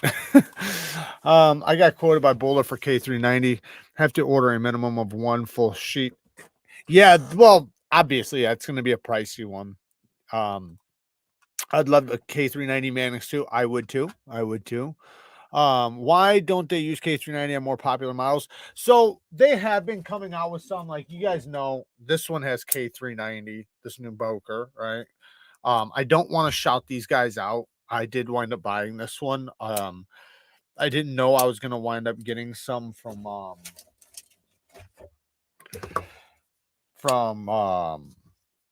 KAVISO. But yeah, I don't like shouting out Knife Center because they refuse to work with us. And it's weird to me that they refuse to work with us, like, whatsoever. It's crazy because it's like they have to realize that half of their business comes from the knife review channels, like the big knife review channels, right? They have to realize that, like, that they wouldn't have half their sales if not for that. But they, I don't know, they will not fuck with any reviewer. I know they have their own channel, so I kind of understand from that perspective. But so does Blade HQ. Blade HQ works with people. GP Knives has their own shit. So it's weird to me that they just refuse to work with anybody in the community. So to me, it's like, why would I shout them out? Why would I shout them out? They won't even fucking talk to me. Is Queen Kara doing all good? Yeah, she's doing all good. I can hear her in the background. All right, love y'all, but I've got to do more work. I'll see you bright and early for the Sunday live stream. All right, Tri-State. Is that the one I'm doing with you or what? You talking about that, or you're talking about your live stream tomorrow? When am I coming on with you? I thought we were coming on together.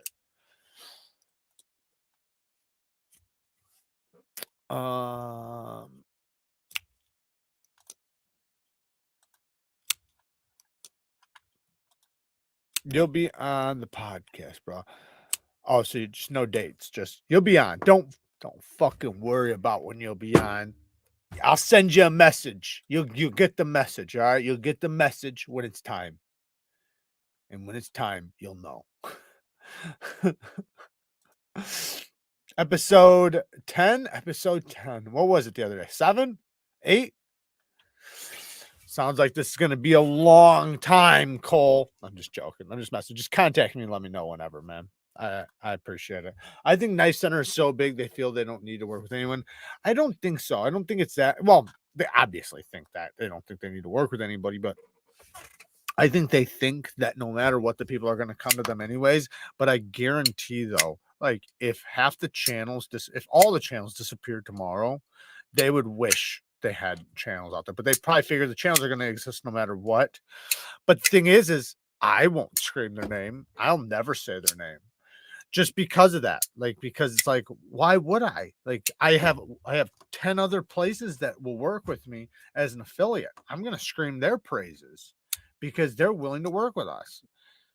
So like when people go in my comment section, they tell me, "Oh, Knife Center has it for this." I don't care. Don't tell me about Knife Center because it's like, like if you guys want to go to Knife Center, go to Knife Center. That's cool. I mean, I don't give a shit if you go to Knife Center, but I'm not going to sit there and like scream about them because this is my job, and other places will support me. So those are the people I'm going to recommend every single time. I'm not going to recommend somebody who just like won't even like barely talk to you. Like it's really difficult. Like I've reached out to them a few times, and it's like they're so like, yeah. Regardless, it doesn't matter. I'm not trying to talk shit. I'm just not gonna sit there and scream about them from the rooftops like I would Blade Ops or GP Knives or Blade HQ, right? All linked down in the description. Smoky Mountain Knife Works, right down there. And the shipping is slow as fuck. Man, that's one thing I love about GP, man. GP is fast, man. I know I'm in Illinois and they're in Illinois, but even for being in the same state, they are fast. Like they must get it out the same day. They must.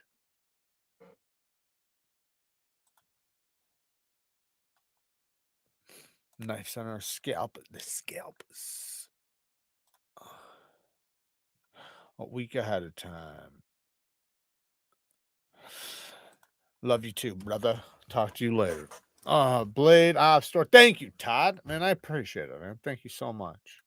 I don't like Knife Center because they ship it.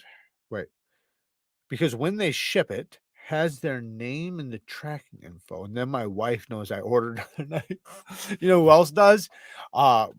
People that like, and this is why I've taken my like I don't put Neeves knives on things. I put my name, Jared Neeve, because I don't want people that see the package to think it's coming from a shop, store, something like that. It's all it takes. Think about it. If a knife guy's not doing your mail and he's he's delivering mail and he sees something like that, he's gonna steal it. Think about it. His grail could be in there. You know how difficult it'd be to be a post office worker and be delivering Blade HQ boxes all day? I wonder what's in there. What's in the box? RG. Shout out to RG. He just became a new member, man. I appreciate the support, man. We don't have a live tomorrow, but we do have, and he became a Benchmade member. Shout out to you. We will have a live next Sunday. But like I said, me and Kara are putting together some short form content for the members, and we're probably putting together a little bloopers from this video we just did. It's a business standpoint. I respect that. It's kind of a tough stance, but you're a kind of tough guy. Yeah, exactly. And I got to stand on it just because it's like it is a business, and it's not. Listen, like when I say that, I don't want people to think like that I would give you guys wrong information or steer you guys wrong or anything like that, because I wouldn't, right? And for the most part, if something's cheaper somewhere, I'll tell you, even if I'm not an affiliate with them. But it still is a business, though, right? And I still have to make logical decisions that are good for me in the business without sacrificing my honor or name or anything like that. And that's very easy to do. Like to me, I do not understand some of the people, and I've heard a bunch of people do this. Some people that have channels, like they act and talk like if you do this as a business or that if you're monetized or whatever, that you have to basically screw people over, or not even screw people over, that you have to be like dishonest. And it's like that is so ridiculous to me to even think like that. Like I've never had the couple times companies have contacted me to pay me, like I've refused. I promise you guys, I've refused every time. I said you can send it to me for free, and I'll give you my honest opinion. I even had a company try to outright just pay me for a service that anybody could do, right? And I could have easily done and took the money, but I considered it a conflict of interest. Even though it wasn't, it really wasn't. It was just for some photos. That's it. Anyways, but companies don't ask me to lie for them. I've never had a company reach out and say, "Hey, will you talk good about our product?" It's never like that. They automatically know already that I'm going to be honest, and I say it. I always say it. Like, just so you guys know, we're 100% honest, blah, blah, blah, blah, blah. And they respect it. So, and when I say bad things, and most, not all, you guys know there's some bad apples, but for the most part, most of them are really cool. Most of them like to hear because they want to make the product better, right? Like, they don't want to sell a shitty product and have you say it's good when it's shitty, and then everybody who gets it won't buy another one or won't recommend it or whatever, or ain't gonna, they're all leaving bad reviews and bad posts on Instagram talking shit, and you're the only person who said anything good about it. That doesn't look good for you, right? So it's better to just be honest across the board. And I do not understand the mindset of people thinking that you have to be dishonest to run any channel or do any sort of business. Is it's just like anything else, right? Obviously, there's gonna be some jobs where it's like, of course you're gonna get over on people, right? Like car salesmen, right? But they're making a buck too, right? They got to make their money, so I don't blame them. But there's going to be some things where it's a little skeegy, but for the most part, most jobs can be done in an ethical way where, you're not just being ethical, but you're looking out for the person that's supporting your business. Yeah, no, actually, shout out to Zach in the Wild. He posted a video today on it. I was talking about earlier that I can't post mine until the first, because that's the agreement I made with Worksharp. So mine will be out on the first, and that's when they drop anyway. So it's kind of better for me. Yeah, I would have loved to have had the first video, but I'm happy Zach got it because Zach, man, he kills it, man. He's such a good dude and does such a good job. So I applaud him, and definitely go and subscribe to him, guys. He's such a good dude. So good for him. And I am going to have a badass video on the first of that very same system, possibly even better than Zach's. Maybe, maybe not, but it'll be a dope one though. Um, Will you post an actual sharpening? Yes. No, yeah, yeah. No, I will post a real review. Like, I will use it. You will know exactly the good and the bad of it when I'm done. Like, I will not, like, even though I want you guys to use the link. This is something you guys gotta understand. You guys using my link is never, never more important than me making an honest video. So if something's shitty, I'm just gonna tell you, right? I'd rather you guys not use the link and not buy something if it's shitty. If it's good, then of course, use the link. I'll recommend it. But I'm still gonna tell you the good and the bad of it. Tom Get EDC with the 10 bones. I will never buy from Vero. Had conversations with Joseph Vero. He's not a man of his word, never again. All right, Tom. I don't know your problems with him. I've never had a problem with him. I got to hang out with him at Blade Show, Texas. I actually filmed with him, but I shit the bed because my audio was all messed up. But we went and met up at like a little coffee shop and sat there and did like this whole deal, man. It was really cool. And he's been really cool with us, so I got nothing bad to say about him, but I can't take away your experience. But I just haven't had a bad experience, and I know people are going to say, well, of course you're not going to have a bad experience with these guys, and yeah, you're probably right. So I don't, but yeah, I have had some bad experiences though. Let's be clear, I've had some bad experiences with a lot of knife makers, so let's not say I wouldn't, but I do understand that people are going to be a little bit more different to somebody with a channel. Pawn shops and used cars, about the least ethical businesses out there, I imagine. Yeah, yeah. I will say pawn shops, or it depends on what you know. If you walk into a pawn shop knowing what you're talking about, you can do pretty good. You just have to understand that they need to make 40%, right? So as long as you understand that, remember, you're going to a pawn shop. These guys are going to sit on it. They might sit on it for a year. Now, here's where you have a little bit of pull, is if you can have something that you know will turn around quick. You know, they know, you know, and you know they know.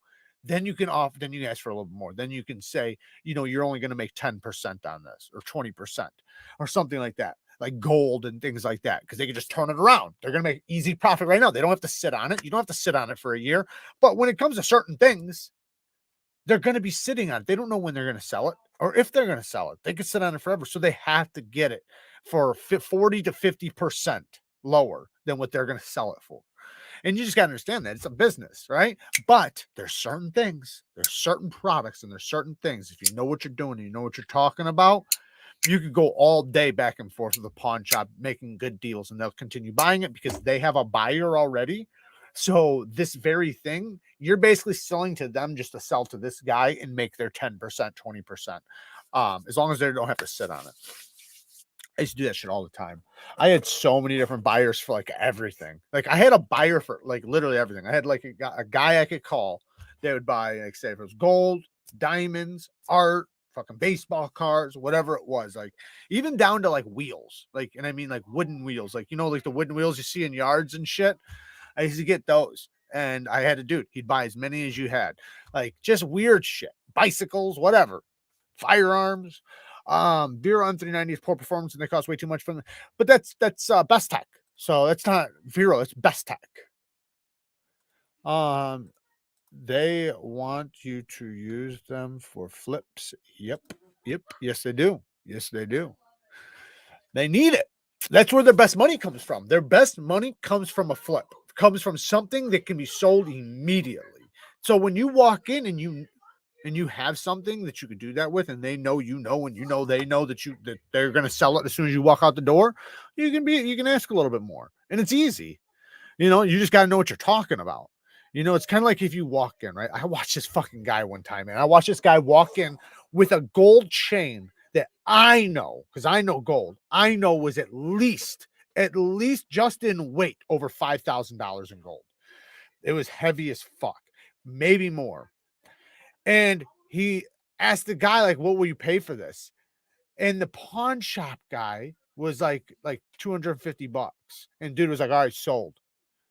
And I'm sitting there looking like I wanted to just like kick the dude in the head, you know, because it's like this dude right now will give you $5,000 for this right now because he could sell it for more than that. Like it got at least 5,000 in gold, if not, you know, more. And they're gonna give you at least like say if spot was $5,000, they're gonna give you like say 4,500. So then they make $500 on it, right? That's a great buy for a pawn shop. They make $500 from one little sale, but this guy didn't know any better. So he walked out there, and I couldn't help but think, like, if that was me, what I would have walked out with. But you have to know what you're talking about, you know. Bestek has been consistently doing M390 between 60 and 61. That's better than Microtech. That's true, Aaron. That is true. And I would say that what we need to do is we need to go and test some of these companies.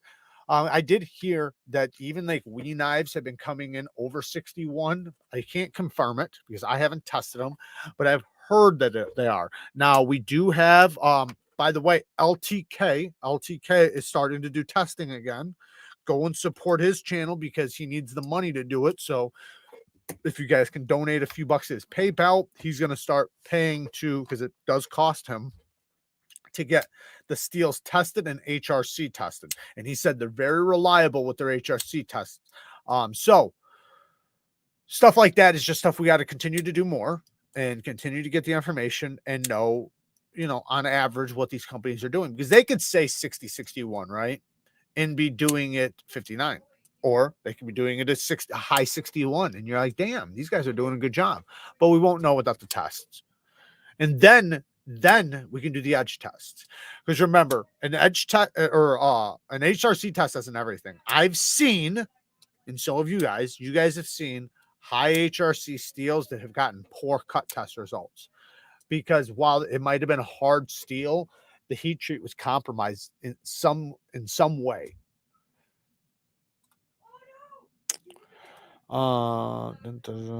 Alice, a new member. Shout out to you, Alice. Thank you for becoming a member. I appreciate the support. Okay, so I was going to talk about story time. I was talking about dog training. So what I was going to talk about, and this is a quick one. I was going to talk about how I used to train my personal dogs and some other dogs that I trained for guard work, how I would train them for guard work. So one thing I wanted the dogs to be able to do, especially like my own personal dogs, I want to be able to tell them I need you to be aggressive without anybody knowing. So, like, say you're walking down an alley or walking down a sidewalk, right? Some people are walking towards you. They might not look like the friendliest people. So, you might not want your dog to be friendly to them, right? You might not want your dog to be nice to them. That doesn't mean you want your dog to bite them, but you want your dog to at least show it's tough, right? So, you'd want your dog to growl, right? Growl, maybe a little bark. So, I had a signal that I could always say at any time to the dog without anybody knowing. Nobody would even know. And it's just doing a hissing sound under your voice. Like, and you can do it so silent that humans cannot hear it, only the dog can hear it. And it's so quiet, the dog picks it up like that. And the dog instantly knows that that means to get in defense mode, growl, stuff like that. But you absolutely cannot bite, right? That's the agreement you make with the dog, right? And I will talk about training them this here in a minute, but you set the dog up so that the hissing never is bite. It's only aggression. Never ever bite. You can't bite from this, right? But you can bite from the command, right? So like the will lead to a command, sick 'em, scud 'em, something like that. Something that is an actual command so you can say it, because if it does lead to a point to where you need him to bite somebody, you're not going to care about that person knowing that you want him to bite them, right? But when it comes to like walking past somebody or somebody walking up to you or something, you might want your dog to show aggression without you looking like you're being a dickhead to the person, right? Because maybe you don't want them petting your dog. Maybe you don't want them to think you're a bitch. Maybe you don't want to get them too close to you to rob you or whatever, right? So you don't want to look like a dick and be like, oh, get him. You don't want to do that. So you just, and then the dog starts growling and going crazy. Anyway, so I would teach the dogs to do that. And then, like I said, then there was a separate word for attack.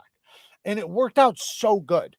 Now, you would use the same thing for toys and things like that because you want to set them up for it, right? You want to set them up from young age, as they mature, they understand these words very good. And you can use them for, like say attacking a toy and things like that. And growling at people, say in a window, and that's how it starts. It starts with them like in a window watching somebody, right? Growling, and you do that sound. You just sound so that they get used to hearing that, and that means growl, right? And that's when you allow them to growl. You allow them to bark. You allow them to growl. And like, say if you're like sitting somewhere and there's somebody walking by and they start growling, and you want them to growl, you give them that reassurance, and let them do it. Then when it's time to stop hissing. Tell them to calm down, but understand that you just told them to do that, so don't get mad, right? And when it comes to like the actual bite thing, right, you would take the toy and you would lead the hissing to a command, right? The hissing is like to watch it. That's basically what it is. Like you'll sit there and let them watch it, and you can also use the command watch them. That's what I usually did too. I'd say watch them, right? Whatever it was, watch it, right? Then when I gave the command, the dog could go after it. But it was like a switch, because like I could get the dog to be hanging from a rope and then literally in a split second say, leave it. And the dog will stop and like just be staring at it, right?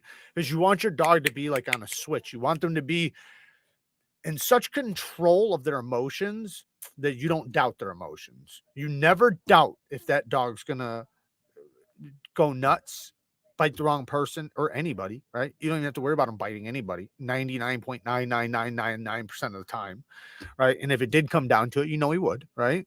But you want to to have that control over him, that you can stop him at any moment. Like with my dog, I could tell him to walk backwards, forwards, sideways, spin around, sit pretty. I could shoot him and play dead, tell him to shut doors, open doors.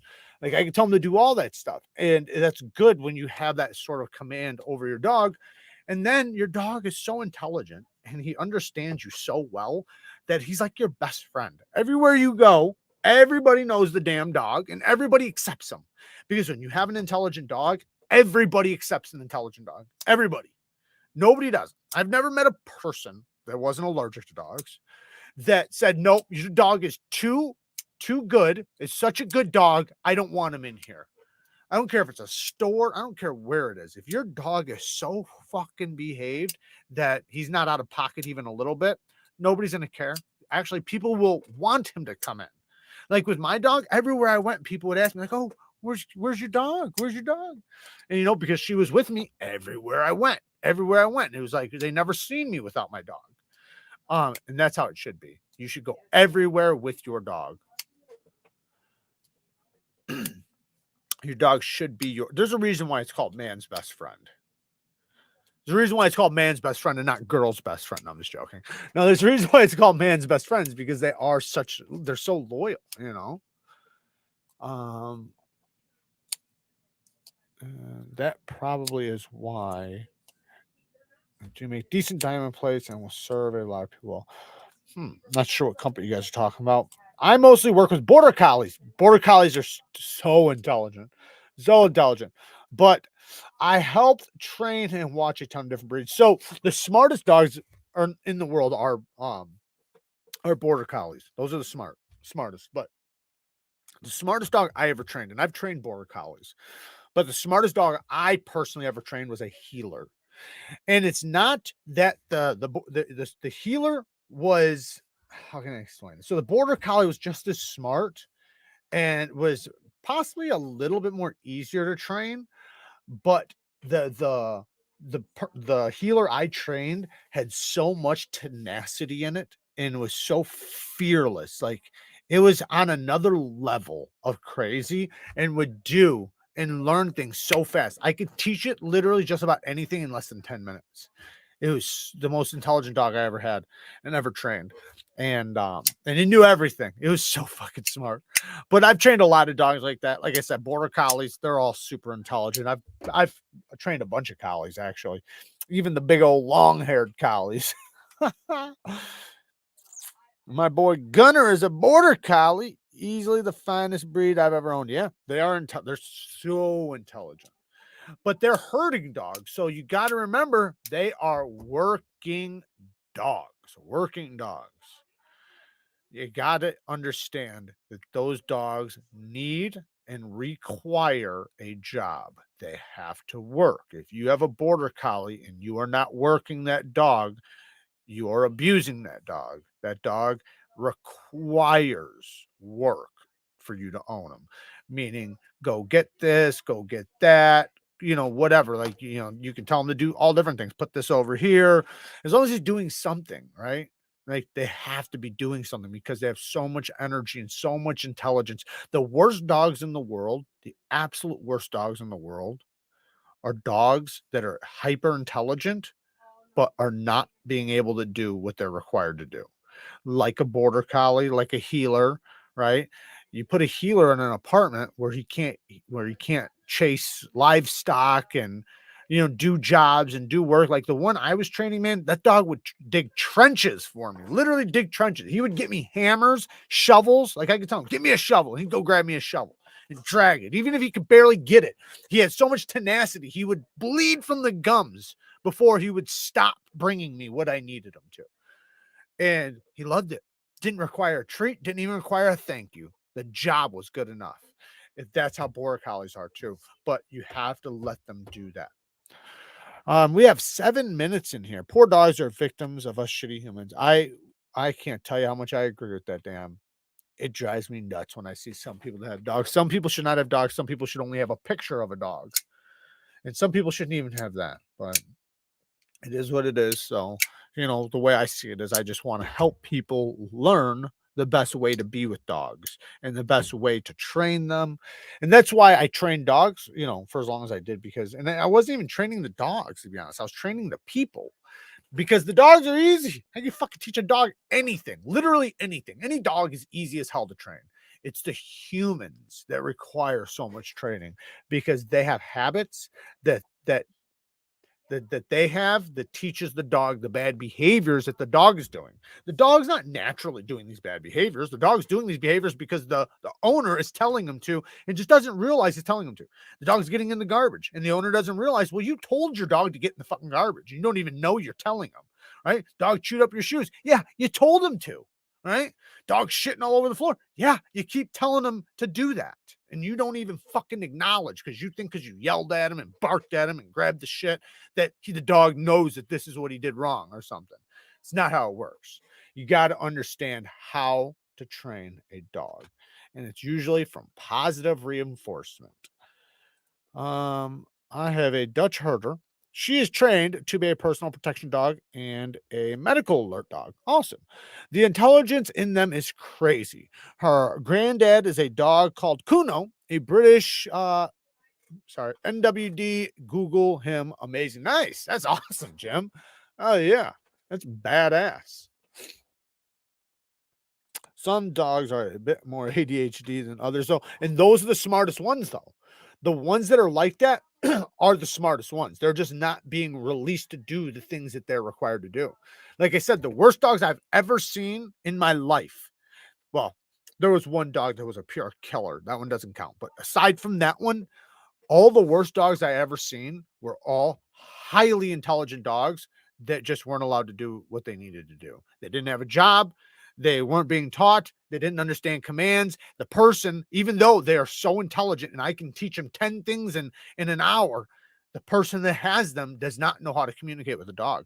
So the dog's like sitting there just freaking out. And it's like he has ADHD, but it's not his fault. He's just being his dog. Can you teach a dog algebra? No, you can't teach a dog algebra. They do not understand math. Exactly. We got to match their psychology too. That's the thing. You have to understand dog psychology. That's the whole point. That's the biggest thing, is just understanding, even just understanding animal psychology, right? Even just the smallest understanding of animal psychology, and then dogs are its own unique thing, but understanding dog psychology is much easier than you think. But the problem is we think like humans, and we stop trying to think like a dog, right? So we think like a human. We think that a dog thinks like a human. You guys have seen it a million times where somebody's saying that the dog is doing something because of like a human behavior. Like, oh, he's just jealous, right? Something like that. Oh, he chewed up my shoe because he was mad at me. Something like that. It's like, dogs don't understand revenge, dumb fuck. That's a human trait, not a dog trait. Dogs don't have that trait. Like, there could be a lot of other reasons why, right? But there's so many behaviors that dogs do that people don't realize why they do them or how to stop them, right? Just right before we close out, we have 3 minutes, right? There's a few things that make you an alpha to a dog. One is doors, right? Who owns the door? Who gets to walk in and out of the door when they want? Who has control over who comes in? That is a huge thing in your house. If your dog is allowed to attack people coming through that door, that is not a threat, right? Like literally like say the mailman or something, just going fucking crazy and apeshit. I'm not saying your dog shouldn't protect your house, because it should. It absolutely should. But I'm saying to the level of which he's jumping on people trying to come in, things like that. He's owning that door. He's saying who isn't allowed to come in and is, basically abusing the people coming in, right? Not abuse, but you guys know what I mean. Number 2, who eats first, right? The alpha always eats first, never second. The alpha always eats first. Number 3, sex. Only the alpha has sex. Nobody else in a pack gets to have sex. Sometimes the second in command can sneak off and get some lovin's, but 99% of the time it's only the alpha. So you can't allow your dog to hump, right? You can't allow, and the humping is not necessarily a sexual thing. It's a dominance thing. So don't think of it as a sexual thing. Think of it as a dominance thing. The next one, who sits the highest? This is a massive thing. You guys got to understand. You guys ever seen a dog come in A new dog, like you have a dog and then a new dog comes in and the new dog gets on the couch. Then your dog wants to get on the back of the couch to be higher. You guys ever seen that? It's a natural thing from dogs. Whoever sits higher owns that room. Whoever sits the highest. That's why it's just so important for you to sit higher than your dog. I'm not saying you can't have your dog get on the couch with you. Of course you can. Love your fucking dog. But it should be requested. You should tell him to come up or request him to come up. Same thing with your bed or anything like that. The dog shouldn't just own it, right? He doesn't get to own the couch. He doesn't own the bed. You own it and you allow him to enjoy it with you. But when you want him down, you command him down. And he should not fuss, not even a little bit. As soon as you say it, you should get right down because he understands you're the alpha and you own the higher spot. If you can do just those few things, you can get your dog to listen to you to a lot of things, but you have to do activities with your dog and you have to spread that stuff around through, the activities. And exercise your dog, work them out, teach them things. Teaching dogs, it's like the easiest thing. And once you start doing it, the dog will always look to you for a command. Like every single dog I've trained, like never ever ran off from me, never gave me shit, always looked at me for what to do next, was always like so in tuned to what I was doing that I never worried about them. Like I could literally just walk around not even looking at them. I never even had to look at them. I always knew they're right there. They're right there. No worries. Consistent and engagement. Yes, definitely. Definitely. You got to be very engaging and extremely consistent. Consistency is key with anything. It doesn't matter what it is in life. Consistency is key. Anytime you want to accomplish something, I don't care what it is, consistency is going to be the number one thing.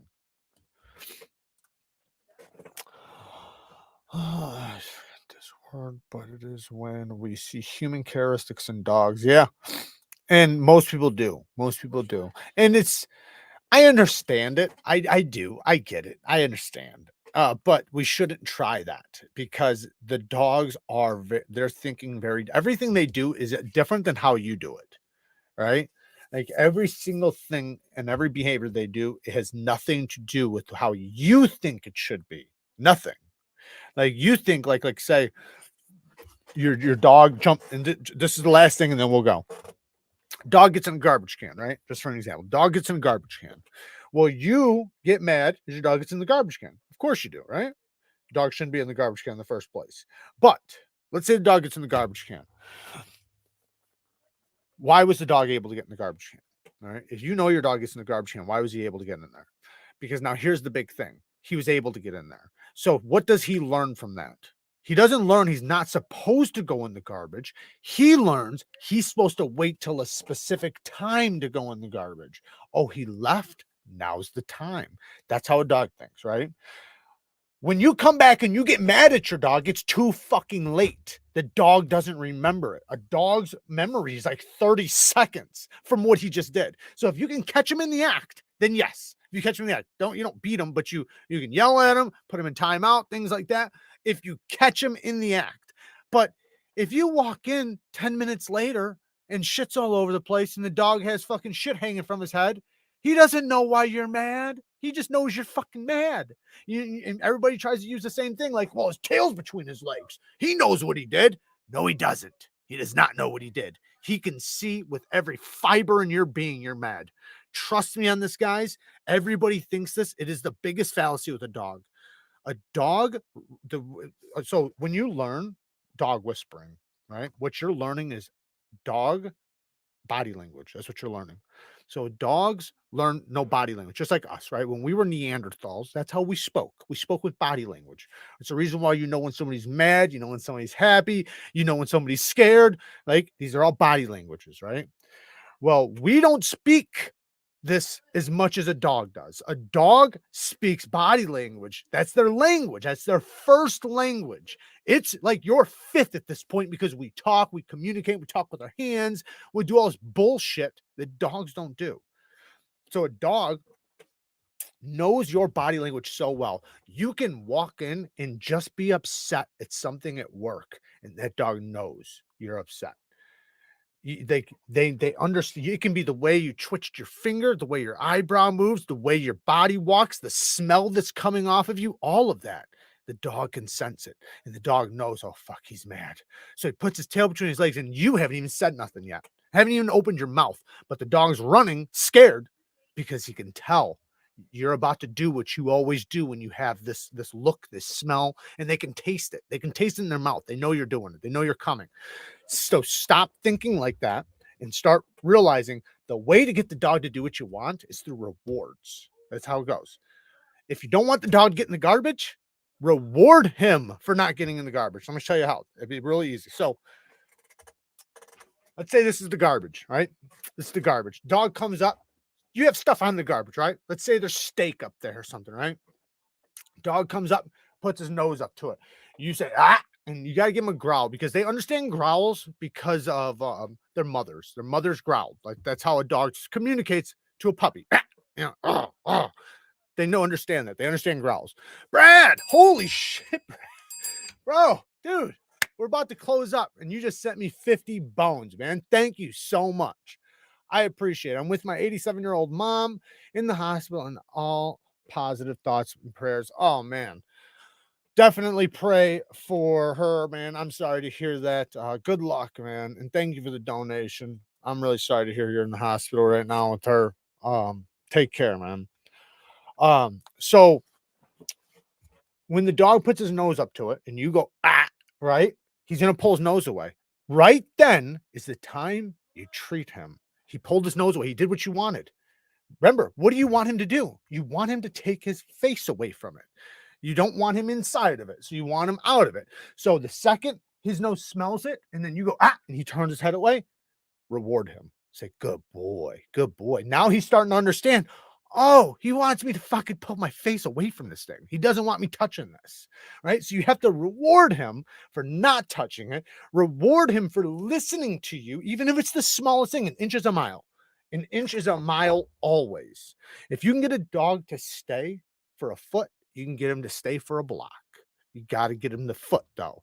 Same thing with the garbage. You got to get him to take his nose away so you can treat him, so you can reward him. Then you can start telling him, nope, leave it alone, right? And then he'll walk away from it, right? Now, you don't, after so much time, you don't continue doing it because you don't want them to get in the habit of doing behaviors in order to get the treat. But you want to do the behavior long enough that you know they know what you don't and do want them to do. All right, guys, we're going to close this up. I love you guys so much. Thank you, man. I appreciate that. What's the point? You guys are awesome. Thank you guys for all the support. Thank you guys for all the donations. Thank you guys for all the members. Like I said, we will be posting some content for the members. And next week, we do have the Bang Gang Squad live for the live sharpening. So shout out to all the new members. Hopefully you guys are able to join. Yeah. Thank you guys for all the support. Peace.